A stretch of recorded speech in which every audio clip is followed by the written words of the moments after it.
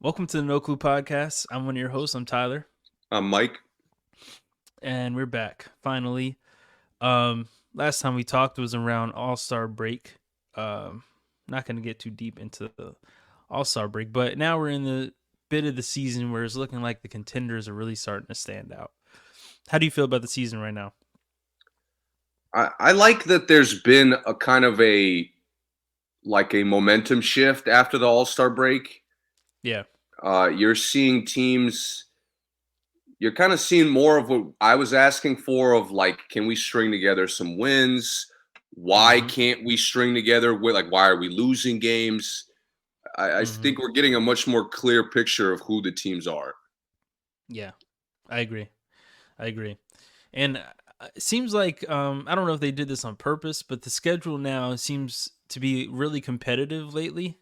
Like a lot of the primetime games, at least on TV, have been like Boston, Denver, uh, Phoenix, Denver, Phoenix, Boston. It's like all these teams. We're seeing a lot of the stars play a lot more now against each other. Um, Plus, I think guys are trying to get more healthy going into the playoffs at this point. A lot of resting in the beginning of the season. So it's looking interesting for sure. Um, let's break down some of the contenders.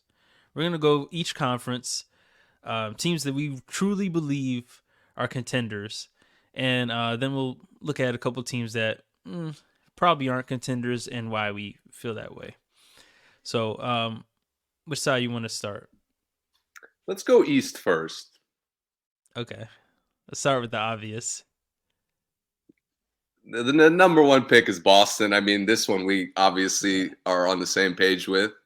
of course. Yeah. Where do you want to start, though? Convince me they're going to the finals. And this is a much tougher assignment for you than it is for me. Yeah, Boston has been on the cusp of the finals for like how long has Tatum been in the league? 6 years now. Every year he's been there. Yeah, every year Tatum has been a Celtic. They've been on the cusp of the finals.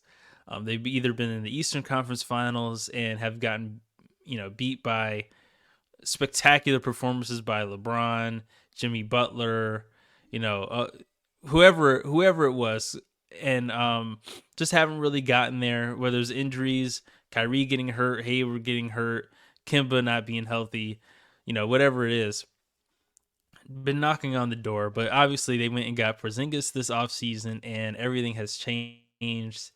Drew Holiday was a good pickup. Derek White looks fantastic, and then the Jays, Jason and Jalen, have just been going off this season. They've looked great. And one thing that troubles me is that they haven't really had a lot of games where both of them have played well. It's either like Jalen Yeah. or Jason, Less which less duo basketball from them. it is less duo basketball. Yeah, it is like your turn, my turn, but like it's full games where it's your turn, my turn, not like quarters like some of the Yeah. other duos do. hmm So it's not, I mean, I say it's troubling, but it's really not because then when that happens, just Porzingis plays better. Drew Holiday chips in and they just spread it around and everyone looks good. They just have so much firepower, man, and they absolutely out firepower the weaker teams in the East so far this year. That's why they have the best record in the NBA. But I think like we kind of could have predicted some of those things coming into the season. Having the pickups were obviously good. I couldn't picture anybody being negative on any team getting Porzingis or Drew Holiday. Like both of those guys would have helped literally every roster. Yeah, And Boston, to your point, was already on the cusp. And to get guys this good, I mean, it's just a no-brainer. yeah. But what's surprising to me, and this was kind of a negative when we were looking at them early in the year, hmm their depth is good. Yeah, it is pretty good. Like I think Yep. they go beyond kind of the typical 8-man rotation. I think Pritchard comes in, gives them great minutes. Hauser gives them great minutes. They bring in Brissett sometimes who plays really well. hmm And they've had like random bigs that I don't even know at times. They had the one big who was dunking on everybody for a couple weeks. Yeah, Uh, Cato. I think so, yeah. Yeah, I mean, they picked up Tillman, again, a team that didn't need anything. They still added depth around the yeah. deadline. Tillman's a really solid backup big. And to me, like I'm trying not to be negative, but to your point, I keep noticing the Jays being inconsistent. One of them Hmm. like often doesn't play well, but the bench is right there. Like I'm not seeing the bench being out there for no reason, the bench being a liability. I know that they're not scoring a lot all the time, but they're like the guys that they're putting in the game are contributing consistently. Yeah, and part of that is because Jason and Jalen are somewhat repetitive. And not that they play the exact same, but they can do a lot of the same things. They play the same position.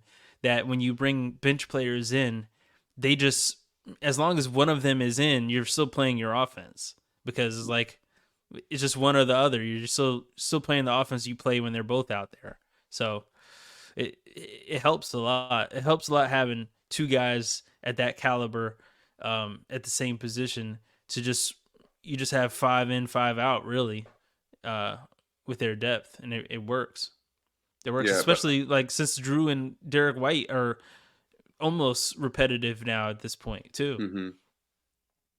I just really like that Boston's not living and dying by the starters. I feel like they had been that in the past, Yeah, and that's like a credit to them, kind of being more complete in a way. yeah, And I think that's a big part of why they've pulled away from the rest of the conference. Like they've been top to bottom more consistent. They've had better contributions from like players they've plugged in, players they've picked up. You know, it hasn't really bothered hmm them when people have been in and out of the lineup. I'm hmm impressed. they've probably been the most healthy team in the East also. I mean, Yeah, as far as the contenders go, yeah, Porzingis, we know Porzingis is going to miss games. He's never played a season without missing games. But like you look down the rest of the East, a lot of these other teams. I mean, Cleveland was missing three starters for half the season. Knicks are missing three starters for half the season. You know, Embiid's out. Indiana had lot of injuries. Miami's had injuries. Levine is out. Trey is out. All these other guys are missing a best player here and there, and Boston really hasn't had that situation at all. yeah. They've their continuity has looked like they've been in a position to have it, but they're also Hmm. building on it, which to me they haven't done in the past.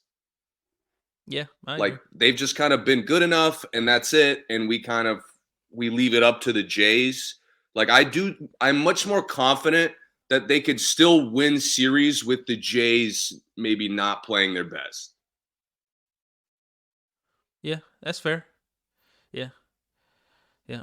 I mean, especially because Porzingis is really like you never know what he's capable of getting. He has his ceiling to score in games and ceiling of impact in games is just hard to. It's insurmountable, really. Yeah, you can't even like really quantify it.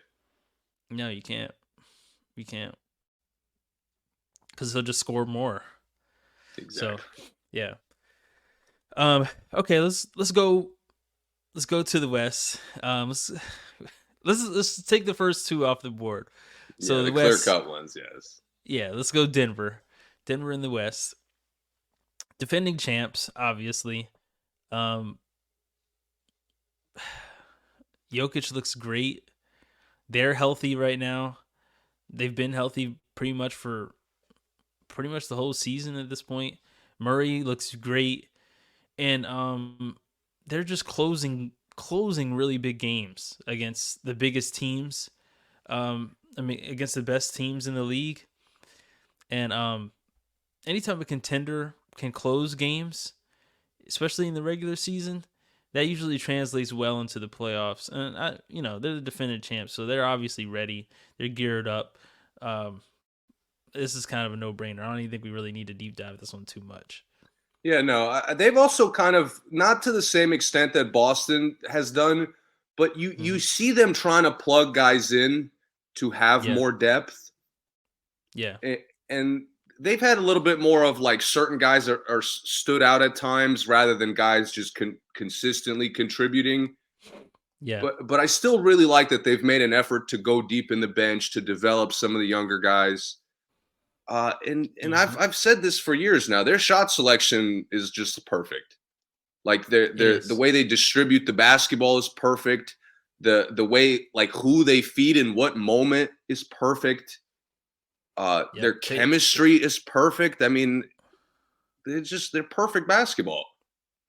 They don't rush any shots. Never. Uh, People are always moving to find their spots. Um, they know who can attract the defense well. Whether it's Jokic attracts a double team, whether it's Murray attracting a double team, they just know what to do. They know where to be. Yeah, and to your point, getting the young guys, the Christian Brown and Peyton Watson, really into that style of game as Yeah. well. Zeke Naji, those guys are coming in and doing exactly what the rest of the team is doing, and it's smooth. It's really, really, really smooth. I'm not sure if I've seen transition of young guys into like an established culture being that smooth, like throughout the whole league. And Yeah. they're impressionable guys. Neither of them came into the league as like superstars, but um, they're they're perfect fits for this team. Peyton And Watson this is fantastic, man. yeah, he's got a Fantastic. lot of upside. I like him a lot. Yeah. I mean this is a like if anything, if this is as good of a review as I could give, this organization has resurrected DeAndre Jordan's career. And for those of you who have watched DeAndre Jordan in the last Yeah. couple years prior to this, I Yeah. mean, it's the same thing with Kevin Love. Like, I still look at Cleveland sideways because he quit basketball in Cleveland and he looks like he's got multiple years. This is the same situation. Like, Yeah. DeAndre Jordan looked checked out. He looked done. He looked like he was collecting a paycheck.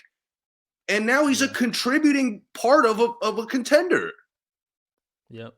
You see him out there, he's like he's hitting the right kickouts. He's like using both hands at the rim. I mean, we've literally never seen that DeAndre Jordan before. No. And Nope. that's And just he's off been all over he's the league. all over everywhere. And that's just off of he's probably not even practicing. He's just sitting there watching Jokic just dominate every night, picking up little small like tidbits here and there. Yep. It's just Yep. their basketball is they could plug in probably any player in the league and have them playing their best. Yeah. Yeah. It looks like it. It looks like it. They look great. They look great. It Yeah. looks like just fun basketball too. Yeah. Okay. Back to the East. Now, what is your next one for this?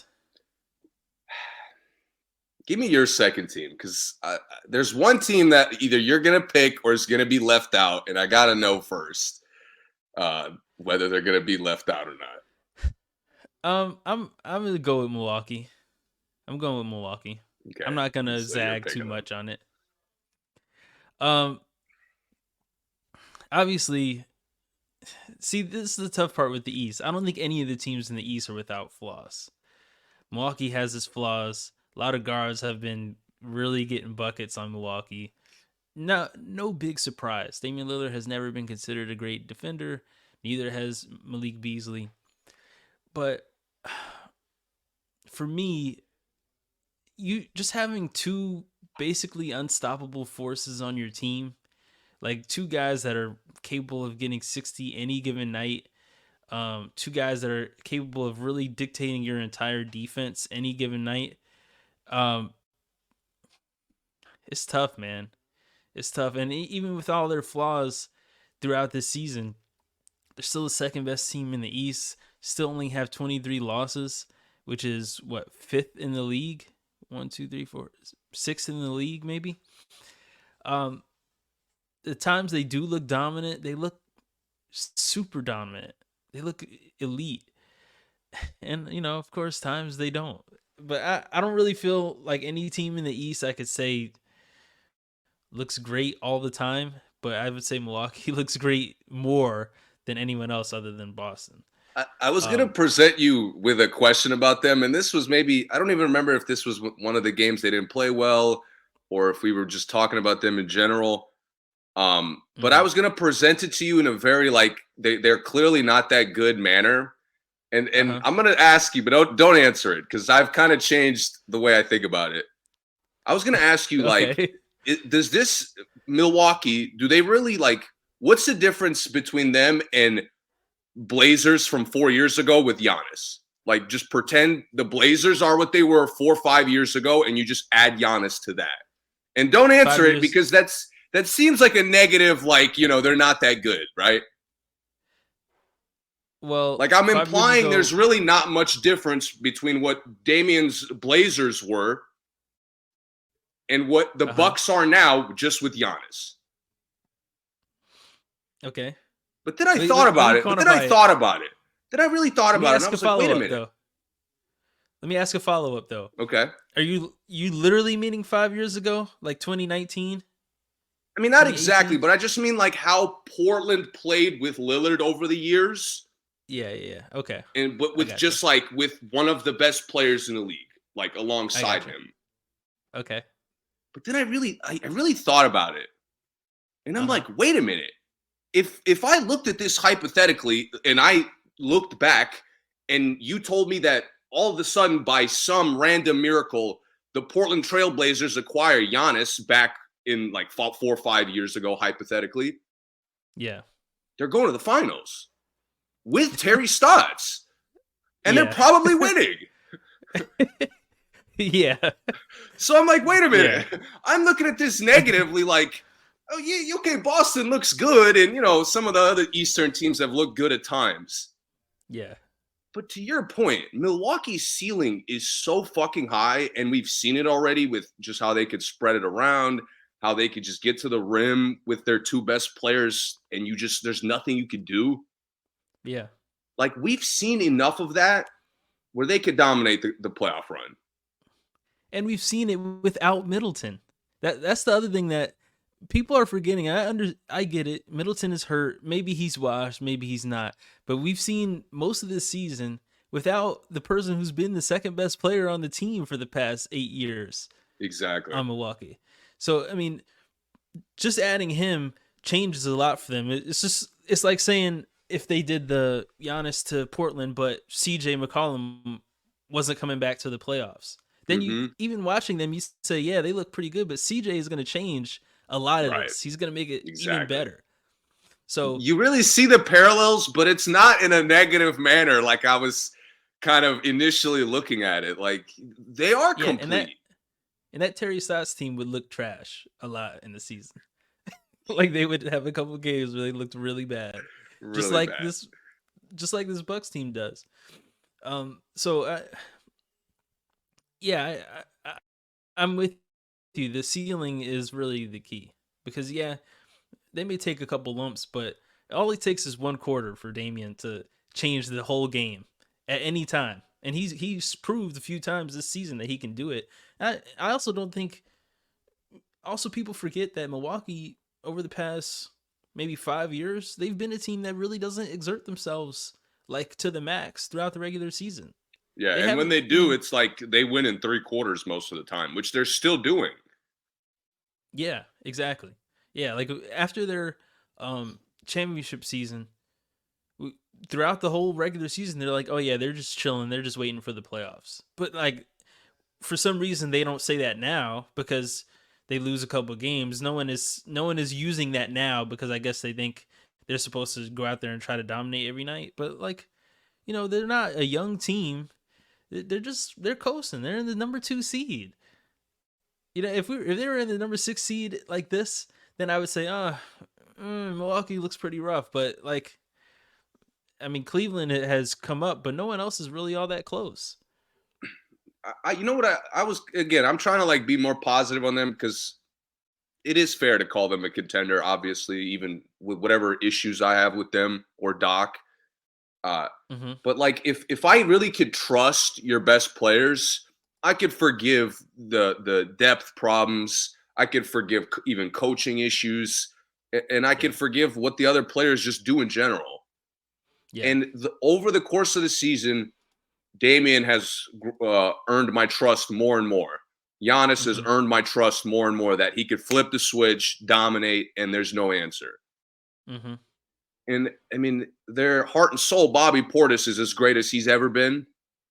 This may be his best season, to be honest. Exactly. And like that to me, that allows you to overcome so many issues. Yep.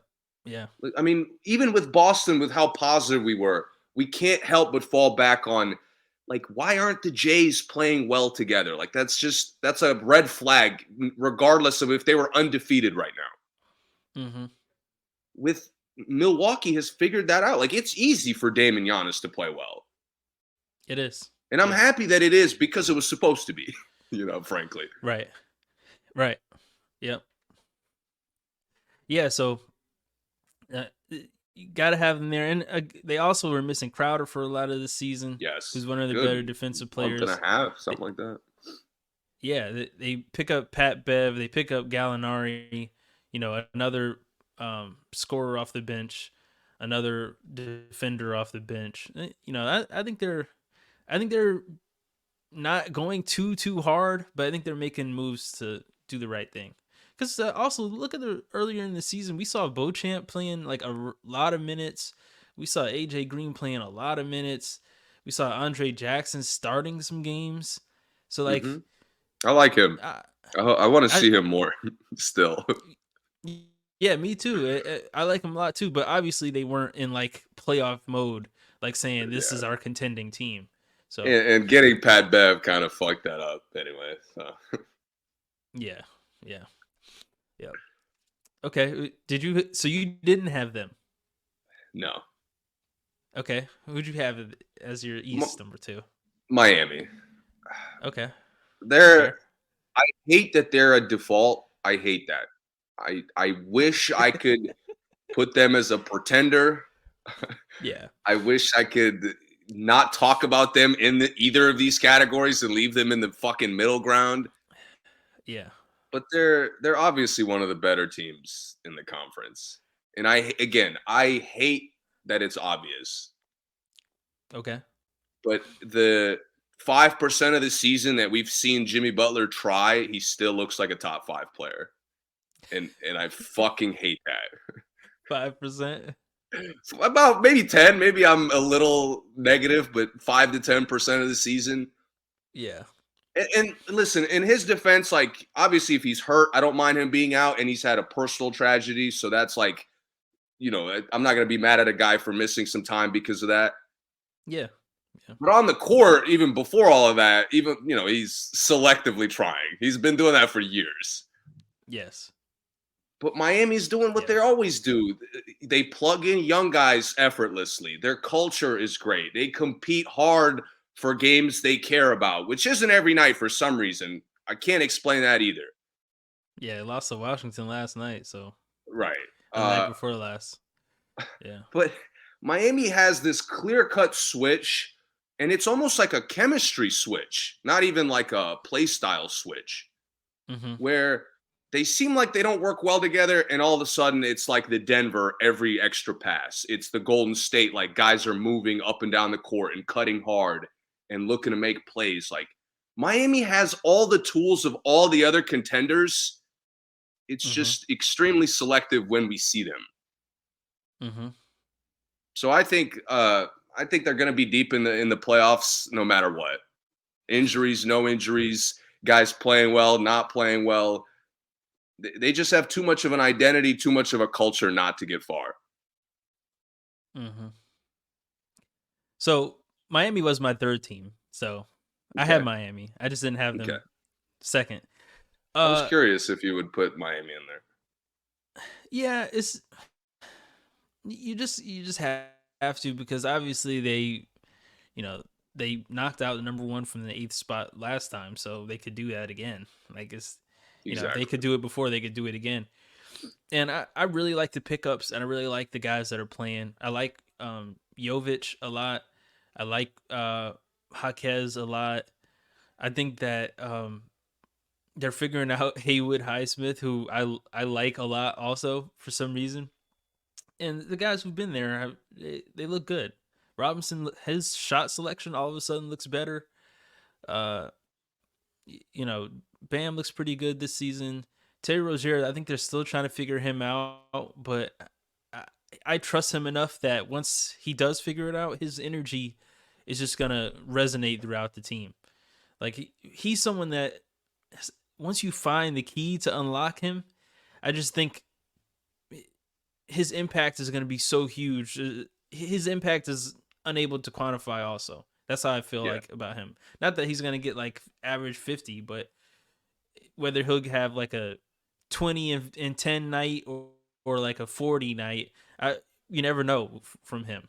Is it going to be a scoring explosion? Is it going to be defense? He just does everything. So, Yeah. I think he's a really good wild card pickup for them. They got Patty Mills and immediately started playing him, which I love. I just love that they play everybody.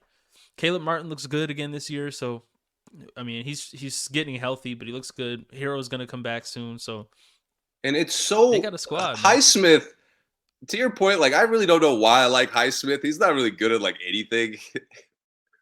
Yeah, But I look at him in Miami and I'm like there's clear cut coaching going on when he gets on the court. You know what I mean? Like he's not coming in yeah, as like some hypothetical like you could do this, so let's see if you could do it kind of thing.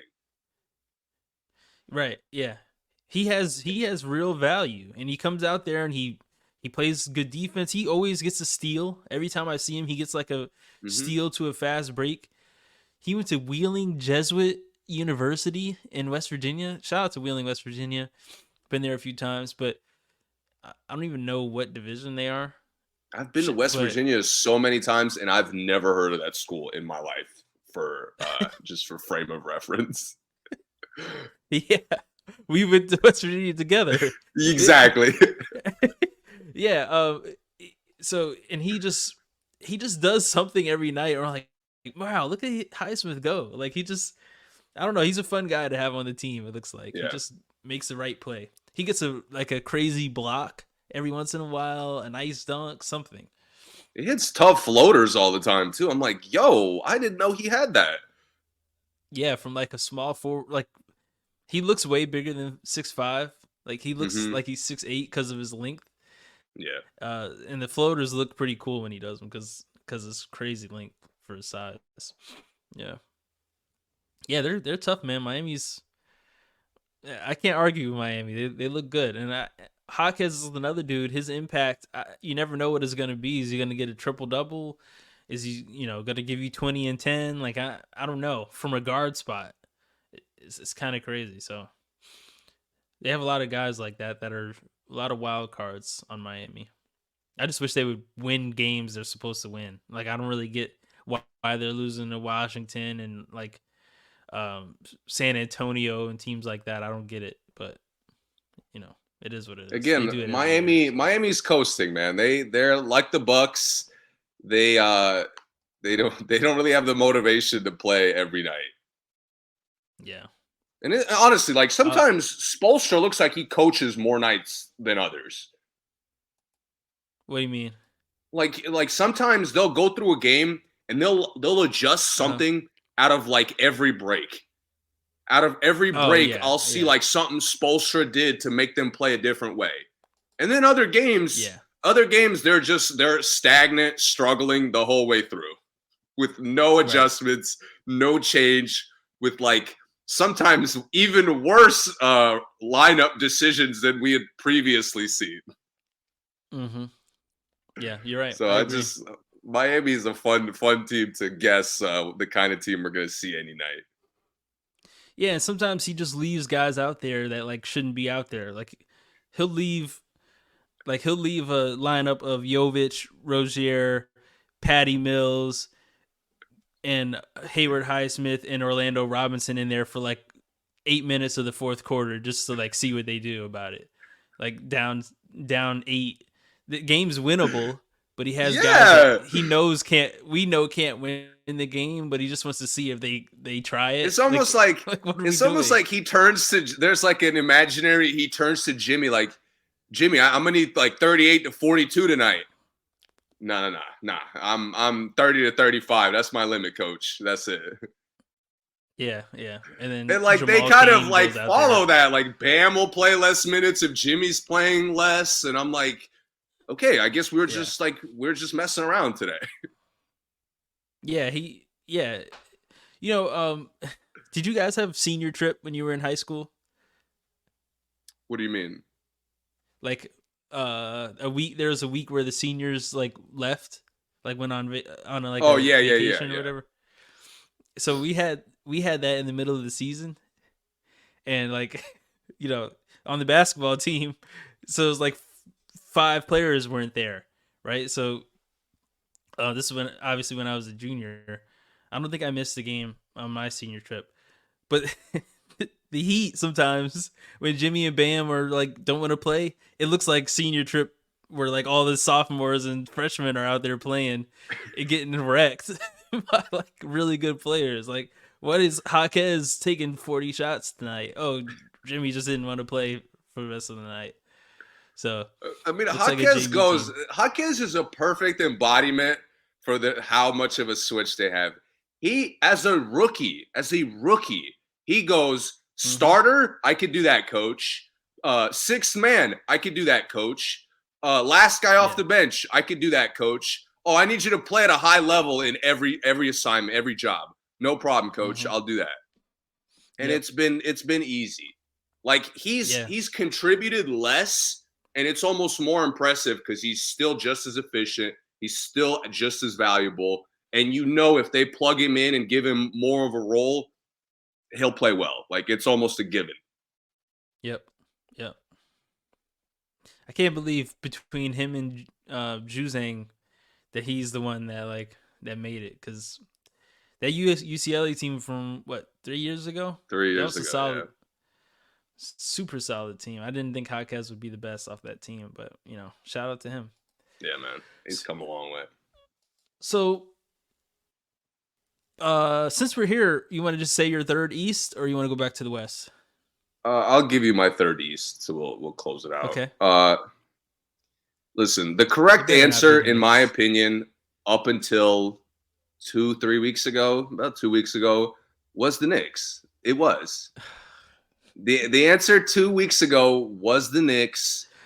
Um, but they have been ravaged by injury.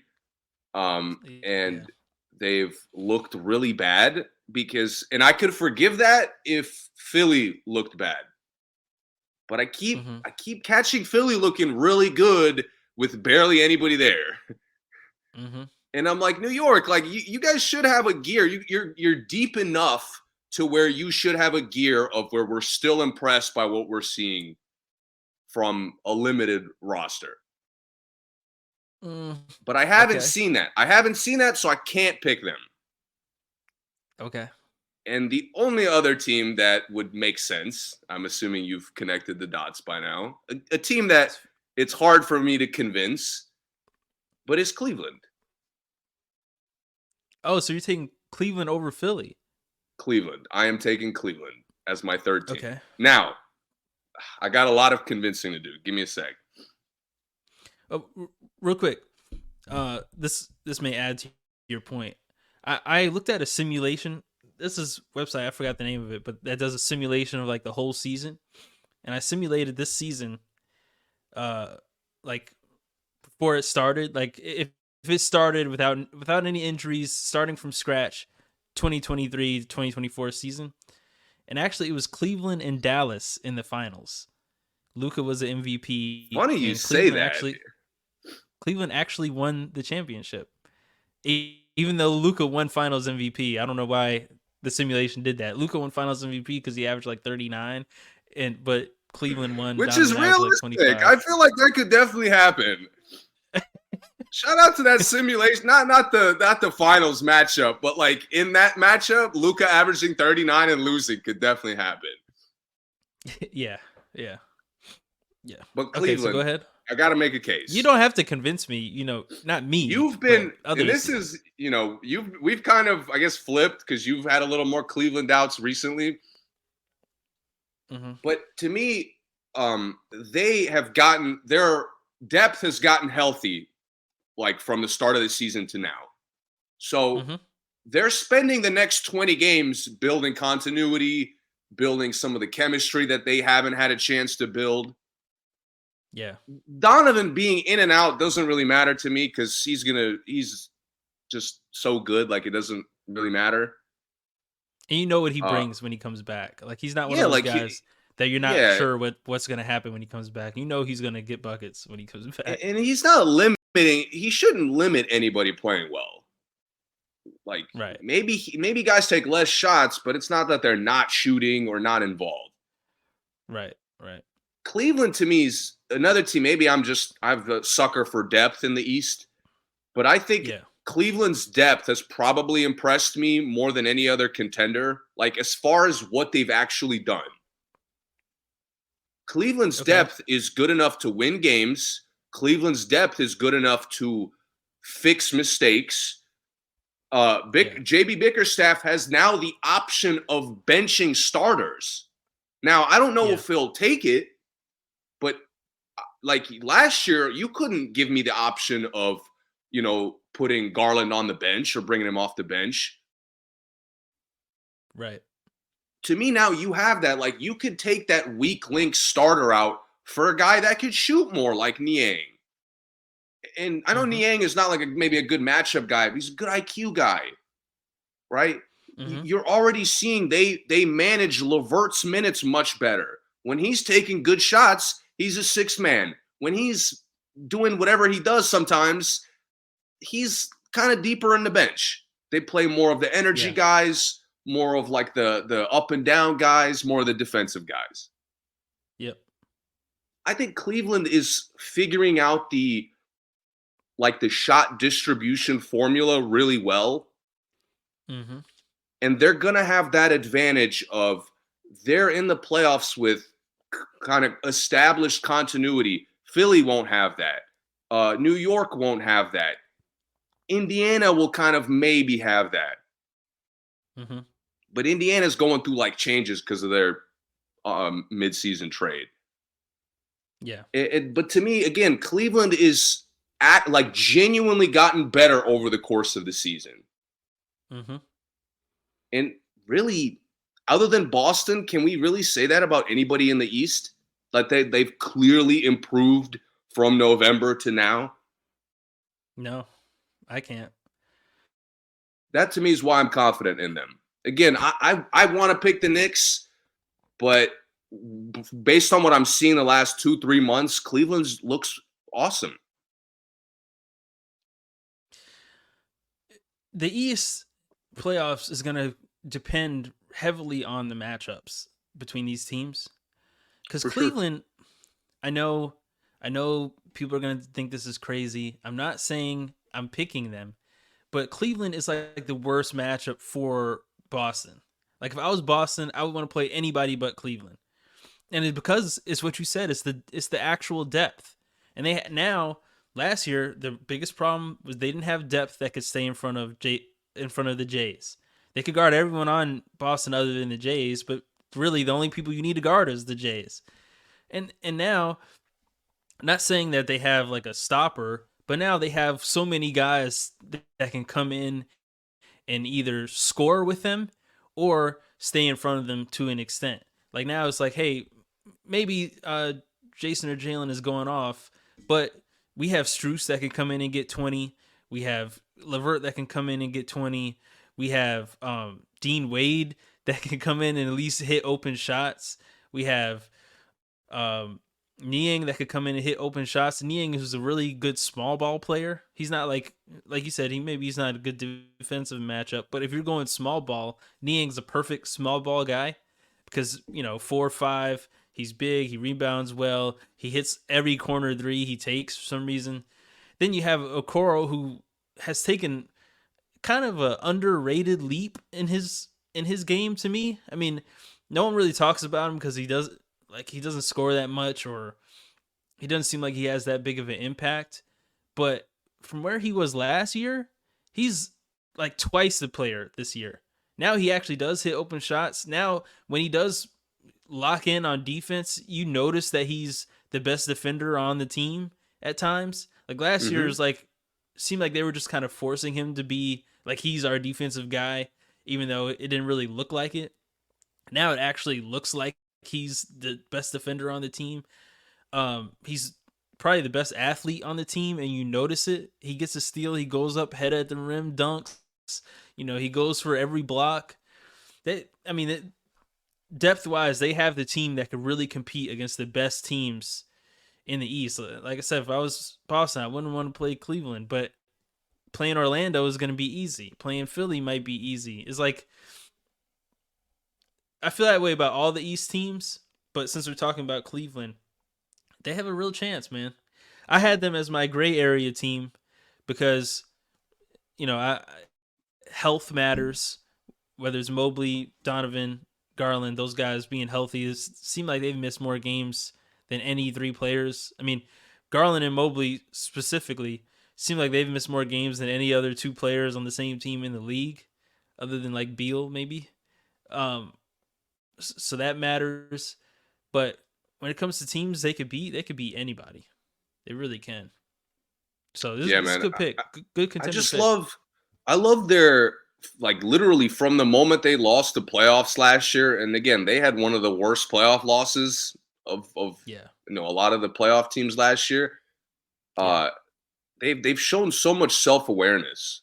Like, I think a much more important thing for them is with Donovan, with LeVert, even with Garland to a lesser extent. These guys excel at drive and kick. And last Mm-hmm. year, you visualize these same guys driving and kicking. Who the fuck are they kicking out to? Okoro?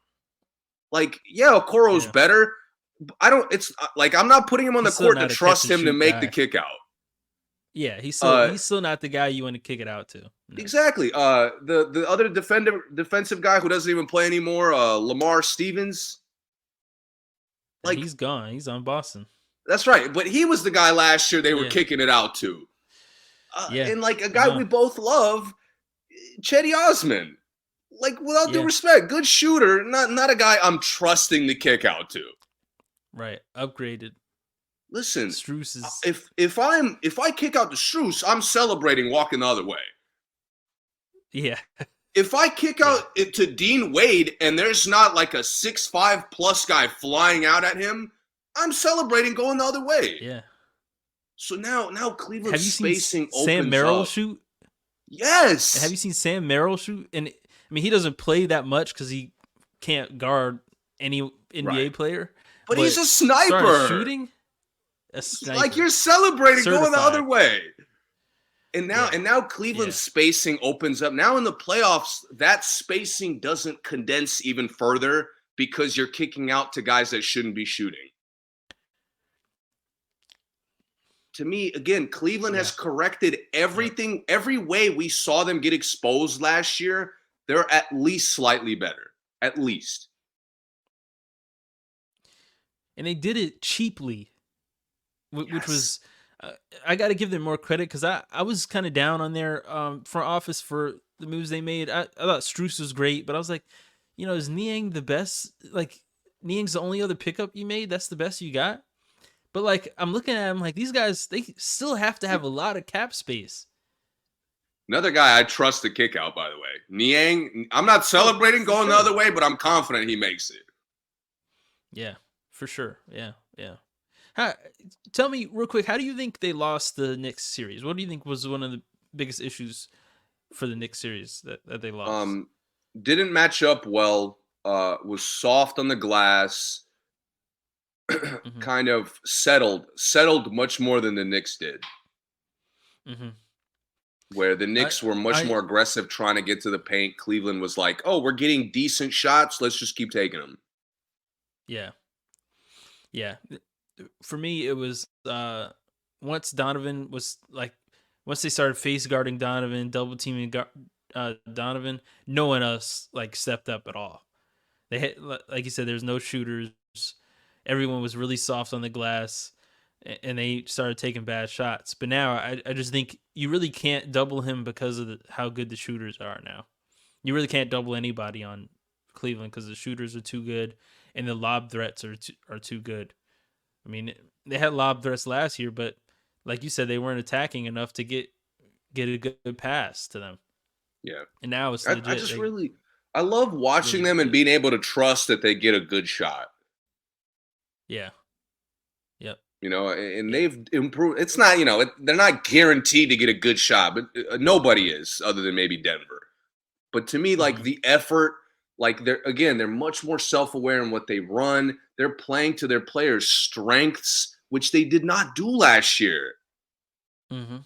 Like you just didn't see the small nuanced things of like we're developing depth, we're trying to be a more complete team. I mean, last year it was like as pure of a Donovan or bust team as there's ever been. Yeah. Yeah. And now I really like the layers they have. They could win or lose in a number of different ways, I think. Yeah, I agree. I agree. And they could score with anybody. Like Yes. scoring is no Yes. longer an issue. Will they defend?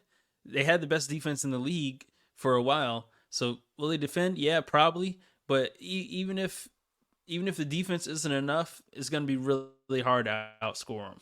I'm gonna be Really honest, hard. and this is maybe an underrated thing, but JB Bickerstaff is a decent defensive coach. He is. His Yeah, teams he have is. all wherever he's come in or like gotten hired, he's always improved the defense a decent amount. That's why him and Harden clashed because he Exactly. wanted Harden to That play didn't work out defense. quick. Yeah, yeah. Okay, back to the West. We have Denver off the board. Who's These next? next two are I have no idea who you're gonna pick, to be honest. You pick. It's your pick. My next team, and this shout out to the simulation, because it's Dallas. Mine too. Okay, we're on the same page. Yeah. So just off bat, like the West plays differently to me. Like there's a lot of the teams are going to need different things than they would in the East, if that makes sense. Yeah. I Hmm. think shot selection is much more important in the West than it is in the Eastern Conference Okay. Tell me why. I agree, but because tell me why. it's the pace is much faster. The teams are much more flawed defensively, Hmm. and they're almost all the teams are run and gun teams if you really look at them. They are.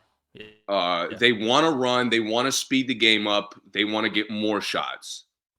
With Hmm. maybe the exception being the Lakers, maybe just because of the two stars being old.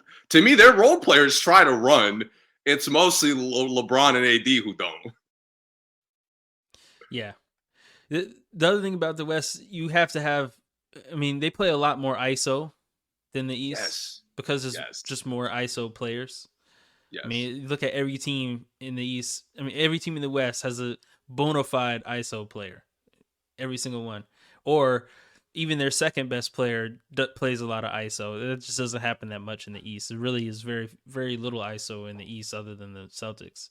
So And the and West this is where is a team. you Yeah, go keep ahead. looking at Dallas, and you're looking at like in hindsight now, we're looking at their offseason, we're looking at their trade deadline. Like Dallas was Yeah. almost more in tune with the conference's play style more than anyone.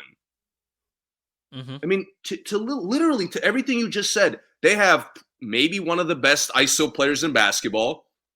Their Mm-hmm. second ISO option is probably the best second option at ISOing in basketball, Maybe one of the best ISO players ever. and he's their second option. Like Yeah. their depth is structured almost entirely around spacing and energy. Like Yeah. that's it. To play for Dallas, you have to contribute in one of two ways. You have to space the floor, or you have to have good energy. Mm-hmm.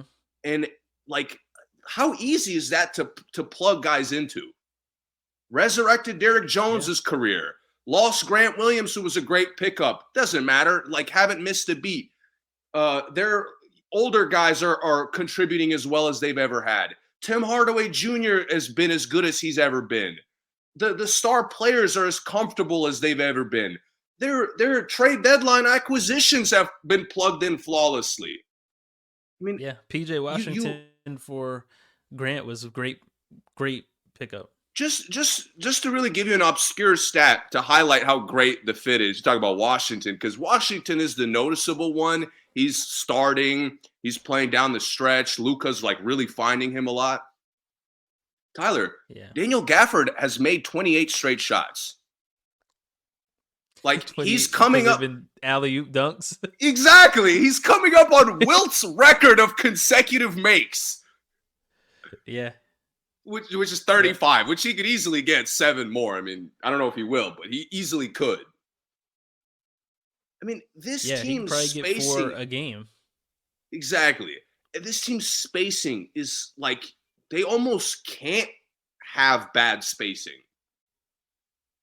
Mhm. Like, it's literally, I don't know if I've ever seen another team. Boston finds a way. Denver rarely finds a way. I've seen Golden State fuck up spacing before. I mean, every Yeah. night I watch Dallas whenever I do, and it's always the kick out is to a guy that's wide fucking open, or the closeout is Yeah. such a far distance that now Maxi Kleber's attacking guys off the dribble. Like, and Yeah. could Dante Exum is knocking down corner threes. That's another guy. They resurrected Dante Exum's career. He was a fucking bum. Like, he Yeah, was he was hard to done. watch bad. Yeah. And now he looks awesome for them. Like, Dante, I didn't realize you look like a good basketball player when you don't dribble a lot. Yeah. These teams have been using you wrong. Everybody been pretending you're a point guard. Just cut and shoot, Dante. It's that easy. Yep. Again, Yep. Dallas to me has taken the identity of the conference better than anybody. They are more self-aware than anybody. And Mhm. losing will be kind of up to them and Luka and Kyrie playing well or not. Yep. So I think they're as good as anybody in the conference besides Denver. I completely agree. Yeah. I mean, they were my preseason pick for the Western Conference Finals, if you remember. They were my Yep. preseason pick. And somehow they've gotten better. I love Gafford. I've said it all year. I love Gafford. I didn't really know why when he was on Washington, but now I get to see his energy. I get to see his effort. He goes for every block. He goes for every dunk. He's looking to dunk on someone every single Yes. night, and that's what I Yes. love in a center. And Yes. then when he comes out the game, Lively comes in and does the exact same thing. Exact same thing. And he's taller. Which and I mean Lively is a great rookie. He's having a great rookie season. He should be on the all rookie team. He just doesn't play as much because they got Gafford. He doesn't play as much as he did in the beginning of the season, and he's had a lot of Yeah. nagging injuries.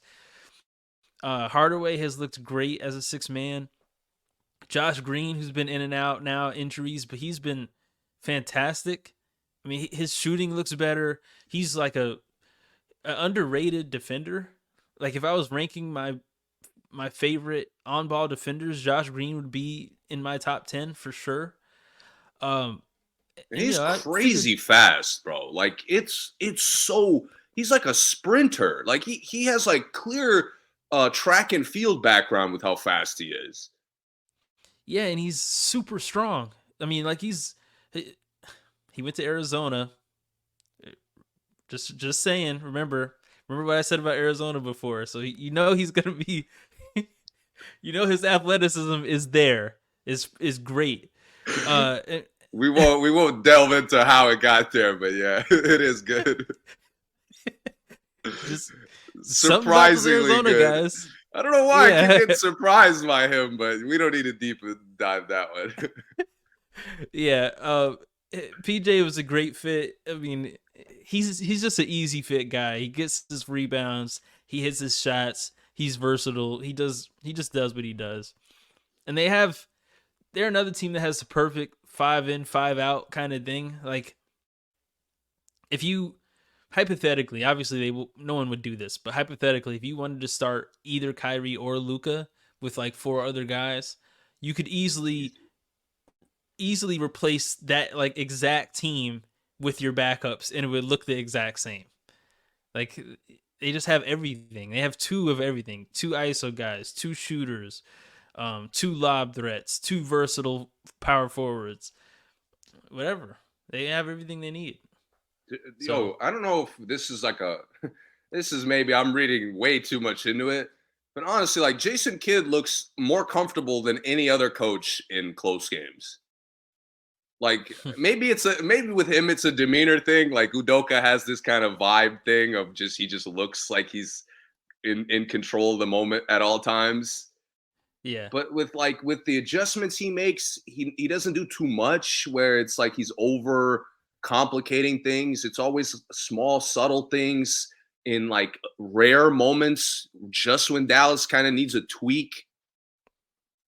Again, Mhm. I love when the guards and the coach are on the same page. And Dallas Yeah. has getting better Uh-huh. and better at that. Yeah, and with Kid, a lot of it probably comes from playing, being a Of course. high level guy himself, but you're right. It is just easy and it just seems like they're more prepared.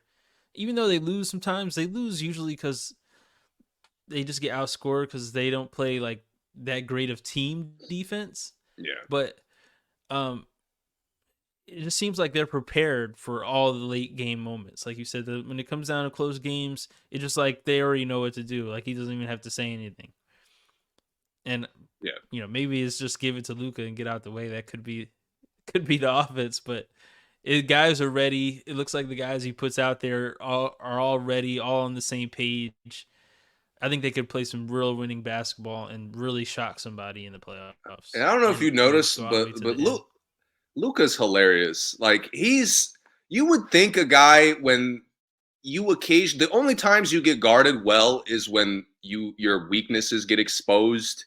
You would Mm-hmm. think he would like develop a left hand, but he's Nope. just developed more tricks to getting right or to getting the step back.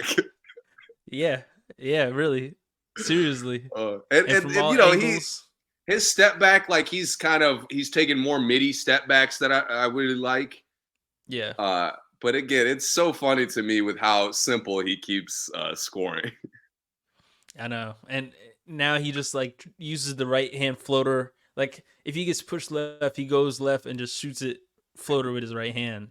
Like okay, so yeah, Dallas, man, Dallas. Dallas is just their play style is so easy.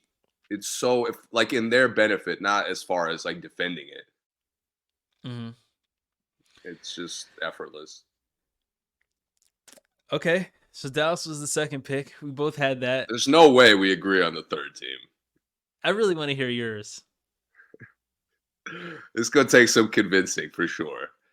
Mine My is third too. team, and I'm it's New Orleans. New Orleans. New Orleans is my third team. Okay. Um, I am trusting them getting healthy at the right time. I know that's a big. I am. That's a gamble on my part. I can't defend that. That is a pure gamble. But they are getting healthy for the first time in like my adult life. Essentially, I'm hoping Yeah. that maintains. Uh huh. Uh, but they check every contender box. Yeah, they They do. check every single one and they check it with flying colors. Now, they're not flawless. I know you know that. I'm not Hmm. saying they're on Denver's level. I already established no one is. But Hmm. to me, they have the same kind of self-aware traits that Dallas has because Hmm. they're not the same team at all, but they know their wings can defend at an extremely high level. Yeah. They play them, let them use their fouls. Their wings are also confident scorers because the spacing is there. There's a lot of talent in that starting lineup to score. Hmm. Brandon Ingram has looked as unstoppable as ever. Zion has looked as good as ever. McCollum is healthy. He looks like a good leader. Hmm. I'm not even going to defend the flaws we've addressed in the past, but to Yeah. me, to me, they have the defensive gear to overcome them. No one else in the conference does, including Denver. Hmm. Like they're the only team where they could surprise you with a deep run exclusively because they shut down, a matchup or two in round one and did the same thing in round two. Yeah. I mean, their contributors off the bench beyond their wings are awesome. Alvarado does a ton. Larry Nance Jr. is back to doing awesome things. Uh, Yep. they got Valanciunas, who's more of a starter, but he's getting healthy again. Hmm. their depth is as perfect as anybody in the conference. Their defense is better than anybody in the conference. Their star power is as good as anybody in the conference. And I think, again, I think they're figuring out the shot selection over the course of the season. It's not getting better as fast as I would like, but it is Yeah. getting better. Mm-hmm. And I am seeing them close a little bit more games. Yeah, they're closing well. They're closing a lot better, and I mean Ingram is really stepping up into being the star player role. Finally, I feel like it's been a long time coming, but he's really stepping up into it, and they do look really good. They look really good. I'm not really gonna use this time to argue against it, but they look good. I think it's a good pick. And I think McCollum, like, it would be hard for me to make the case because, it's all new guys going into the playoffs potentially. But Yeah, McCollum is the connecting link. He's been in the playoffs. He's been a vet. He's played at a really high level in various moments in the playoffs. He also knows yeah, what it's like to not play well in the playoffs. yeah, So to me, again, they check every box. yeah. Valanciunas has been in the Eastern Conference Finals a lot with Right. Toronto. Yeah. But like they needed like a star guy Mm-hmm. who's been in the playoffs.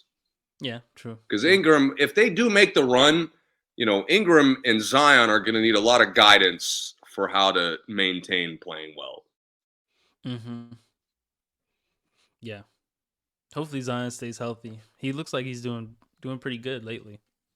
Yeah, He's he's 284 right now. sheesh. I thought 75 was the limit, or am I tripping? Well, NBA.com has him at 284, which is I mean, wild. listen, NBA.com with their fucking listings of weights and heights and shit. That's another Yeah. personal gripe I got. I'm not even gonna get into that, but they be on some bullshit with those. I don't believe any of the heights anymore. I'll never None, believe a height none. again. Ja has been 4 different heights his career already. Yeah, Like, I'm done with that shit. I'm going off the eye test. That's it. That's about as accurate as their fucking measurements. Steph has been a bunch of different heights. Like, yeah, it's crazy. Zion has been multiple heights. So, yeah. Um Mine is going to take a lot more convincing. Really? More than the Yeah. Pelicans? Yeah, Oh cuz man, I mine want to is hear this. I got to let me preface this. The teams It's not that I think this team is better than the teams that we're going to talk about have flaws. It's just that I've seen this team overcome the flaws on their way to a championship multiple times.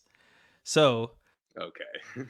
I know where that we're being said, going. Took me a second. I have to pick Golden State. I have to pick Golden State. I have to. I'm sorry. I know they're in the 10th spot. I know Steph is hurt right now. I mean, I know Dallas Wiggins is is 8. dealing No, with no, no. The whatever he's standings dealing. are fine. Dallas is like at 8. So the standings in the Yeah. West are nowhere near as important.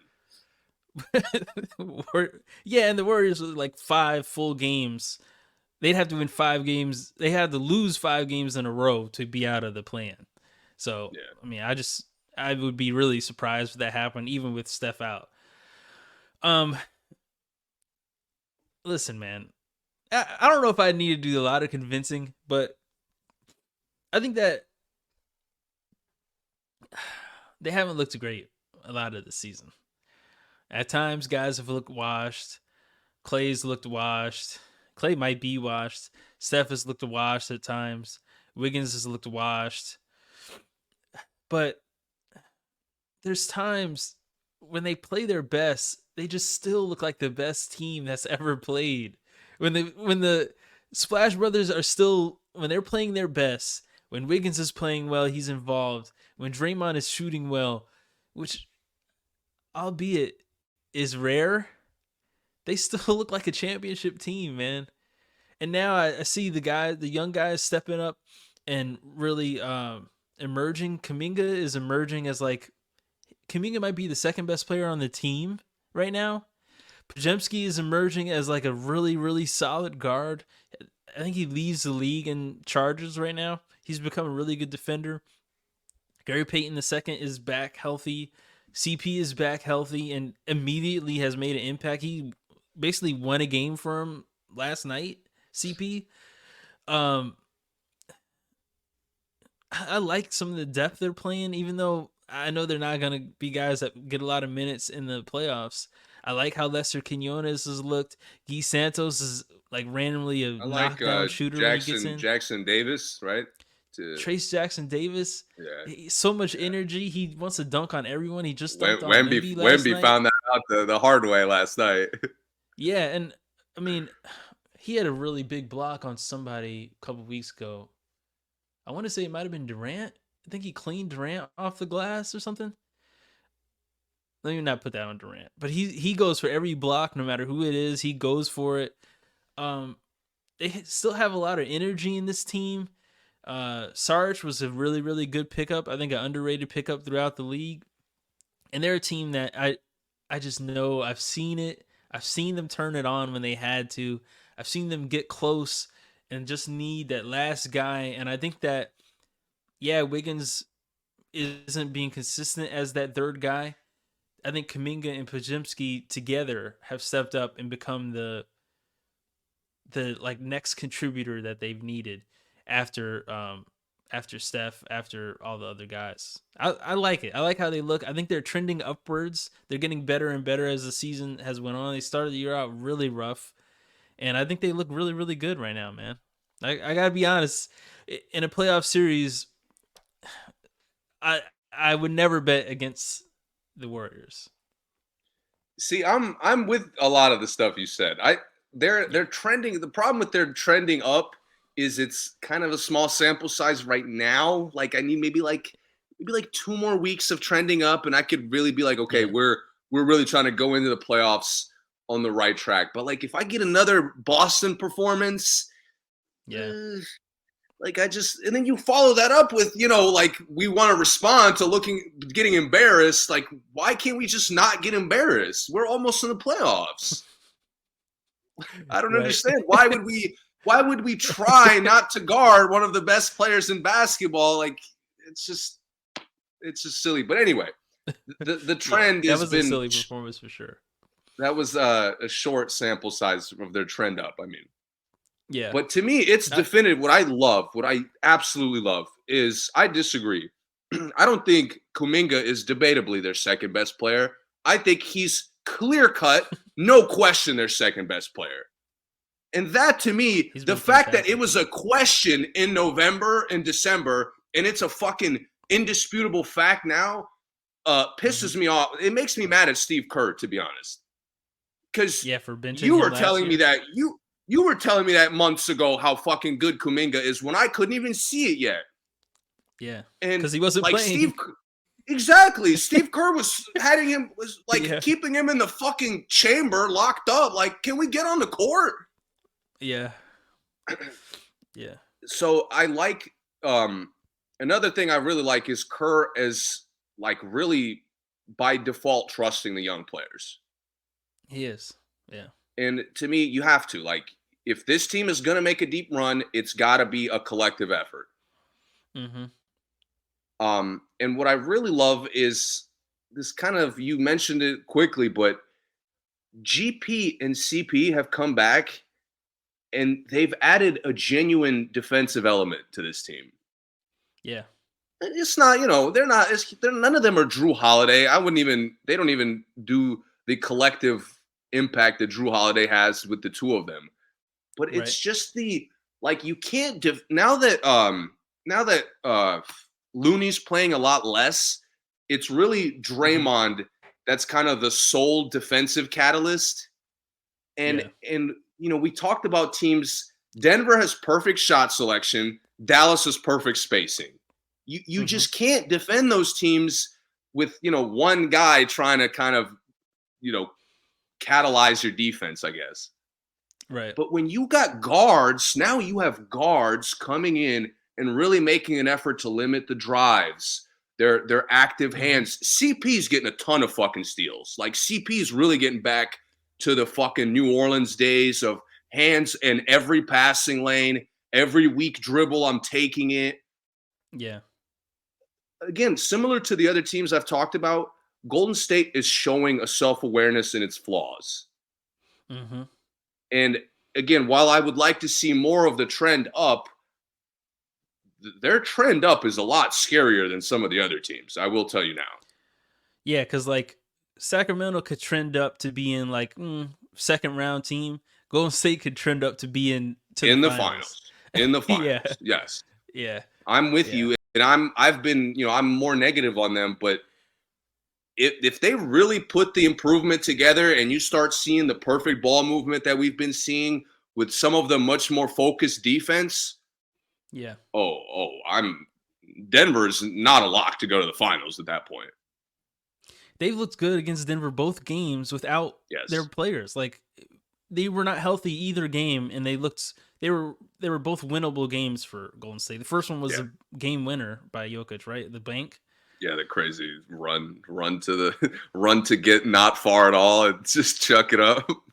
Yeah, yeah. So like they've looked really good against the best team in the league and haven't been healthy either game, like really at all. So But I mean, it's that so to me that weird. says a lot. Even go That ahead. that week of So them that week of them getting dismantled by Boston and then dismantling Milwaukee hmm was so like, okay, clearly Golden State is back. yeah, yeah, yeah. And And I'm I don't know excited. what I don't understand what they were doing in the Boston game at all. Like I, it because none of the other games show anything Nothing that like inept. Nothing that inept. right, right, yeah, yeah, yeah. Okay. So those were our We got our contenders. We did contenders. yeah, we did what? Well, we each did 3. Um so let's go to the next level. The teams that are good that we see clear flaws, pretenders. Uh where did we start? We started with Boston. So let's start in the West. OKC? You want me to start? OKC's your first pick. Yeah. Whew, it's a Well, lot of wins, but okay.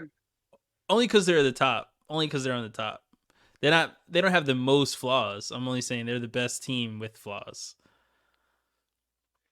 You see, the problem with OKC is they're like suffering from success.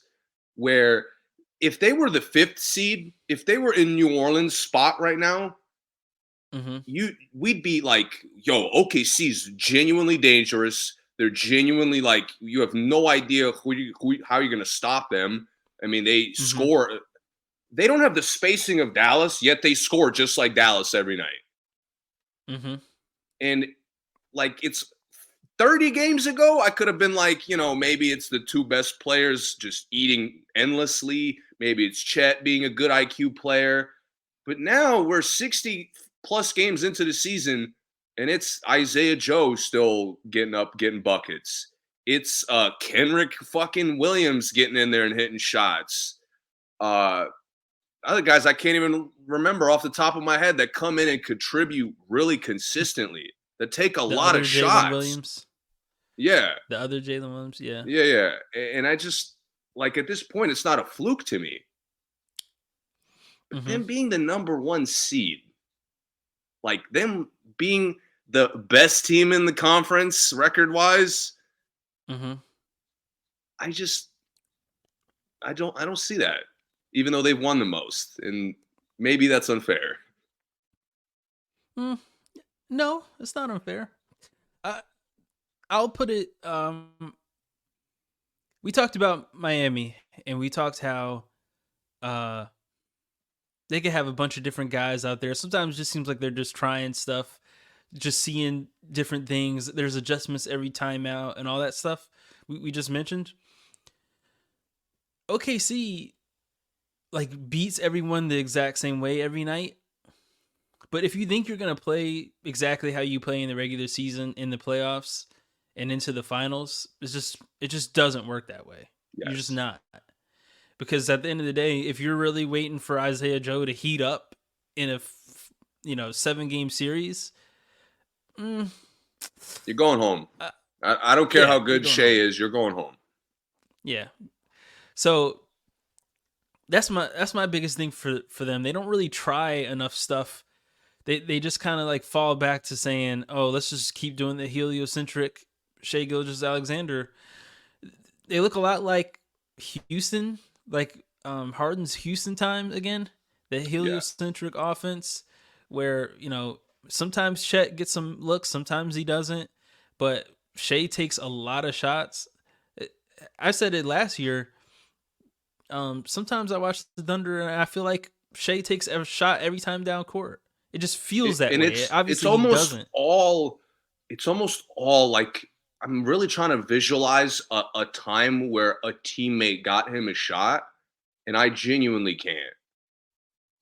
Yeah, it's almost all ISO. Yeah. Yeah, uh, I looked at this last week.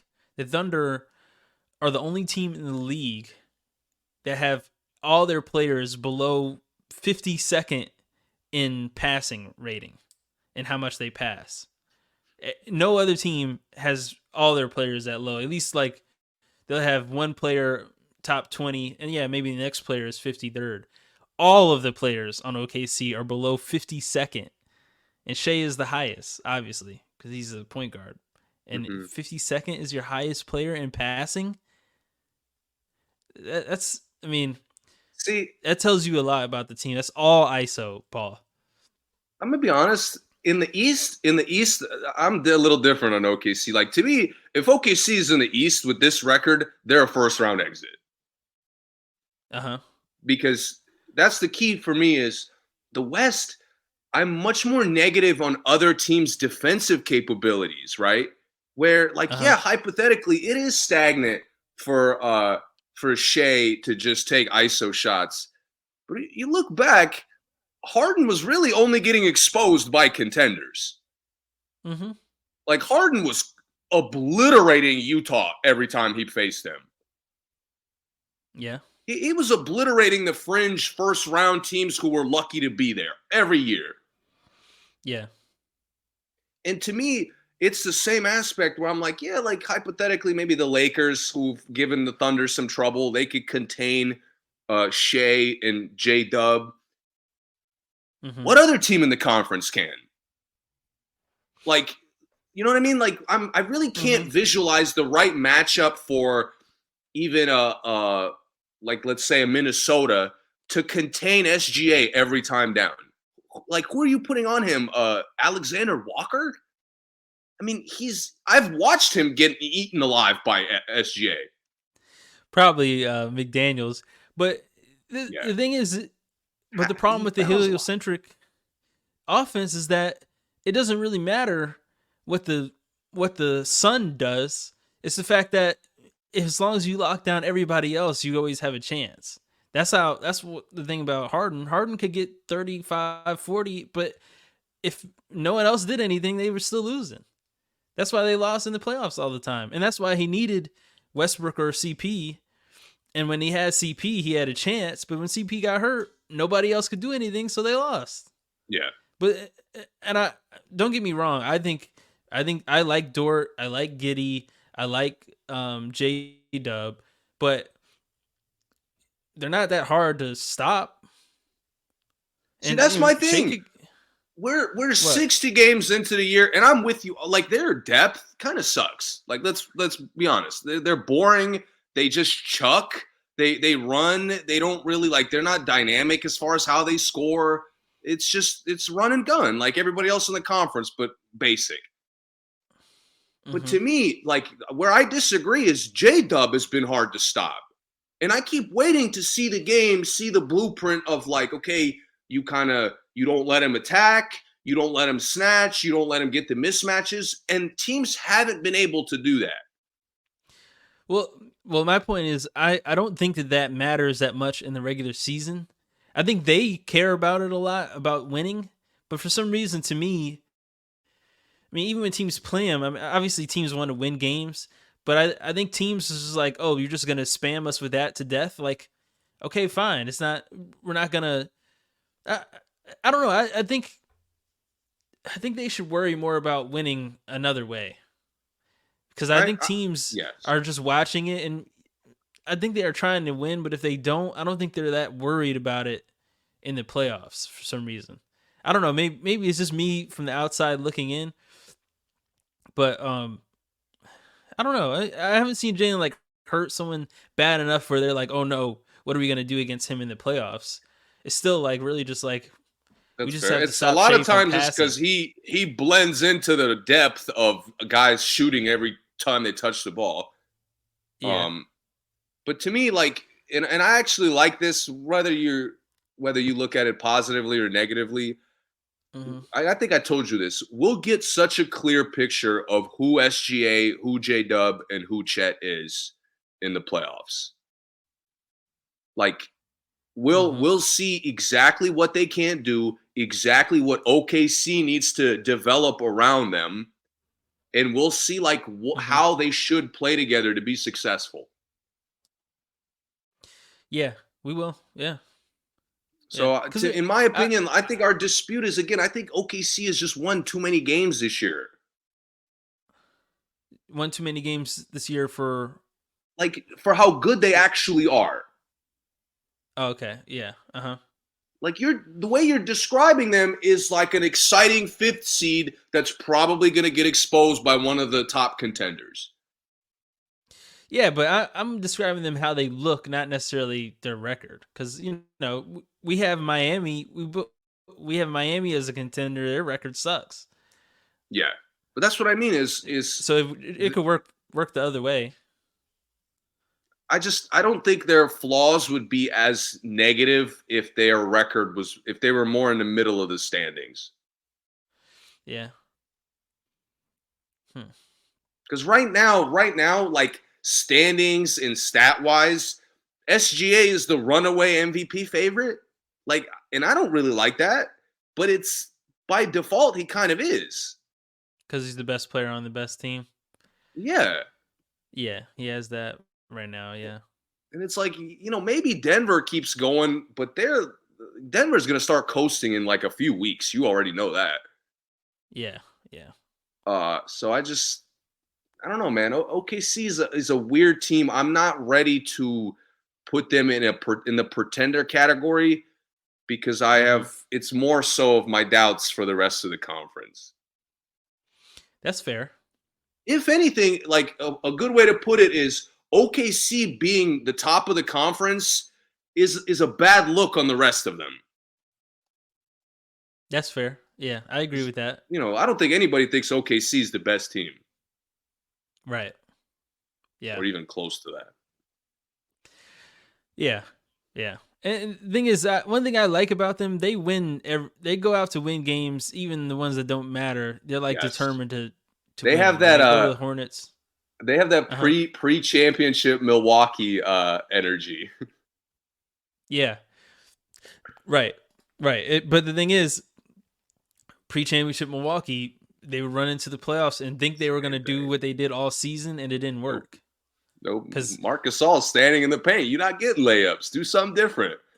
yeah, and Uh I don't know and what the to do, other guys. teams and the other teams just because they didn't necessarily do it in the regular season didn't mean they weren't watching it and being ready for it when the playoffs came. And I'm with that's you. what happened.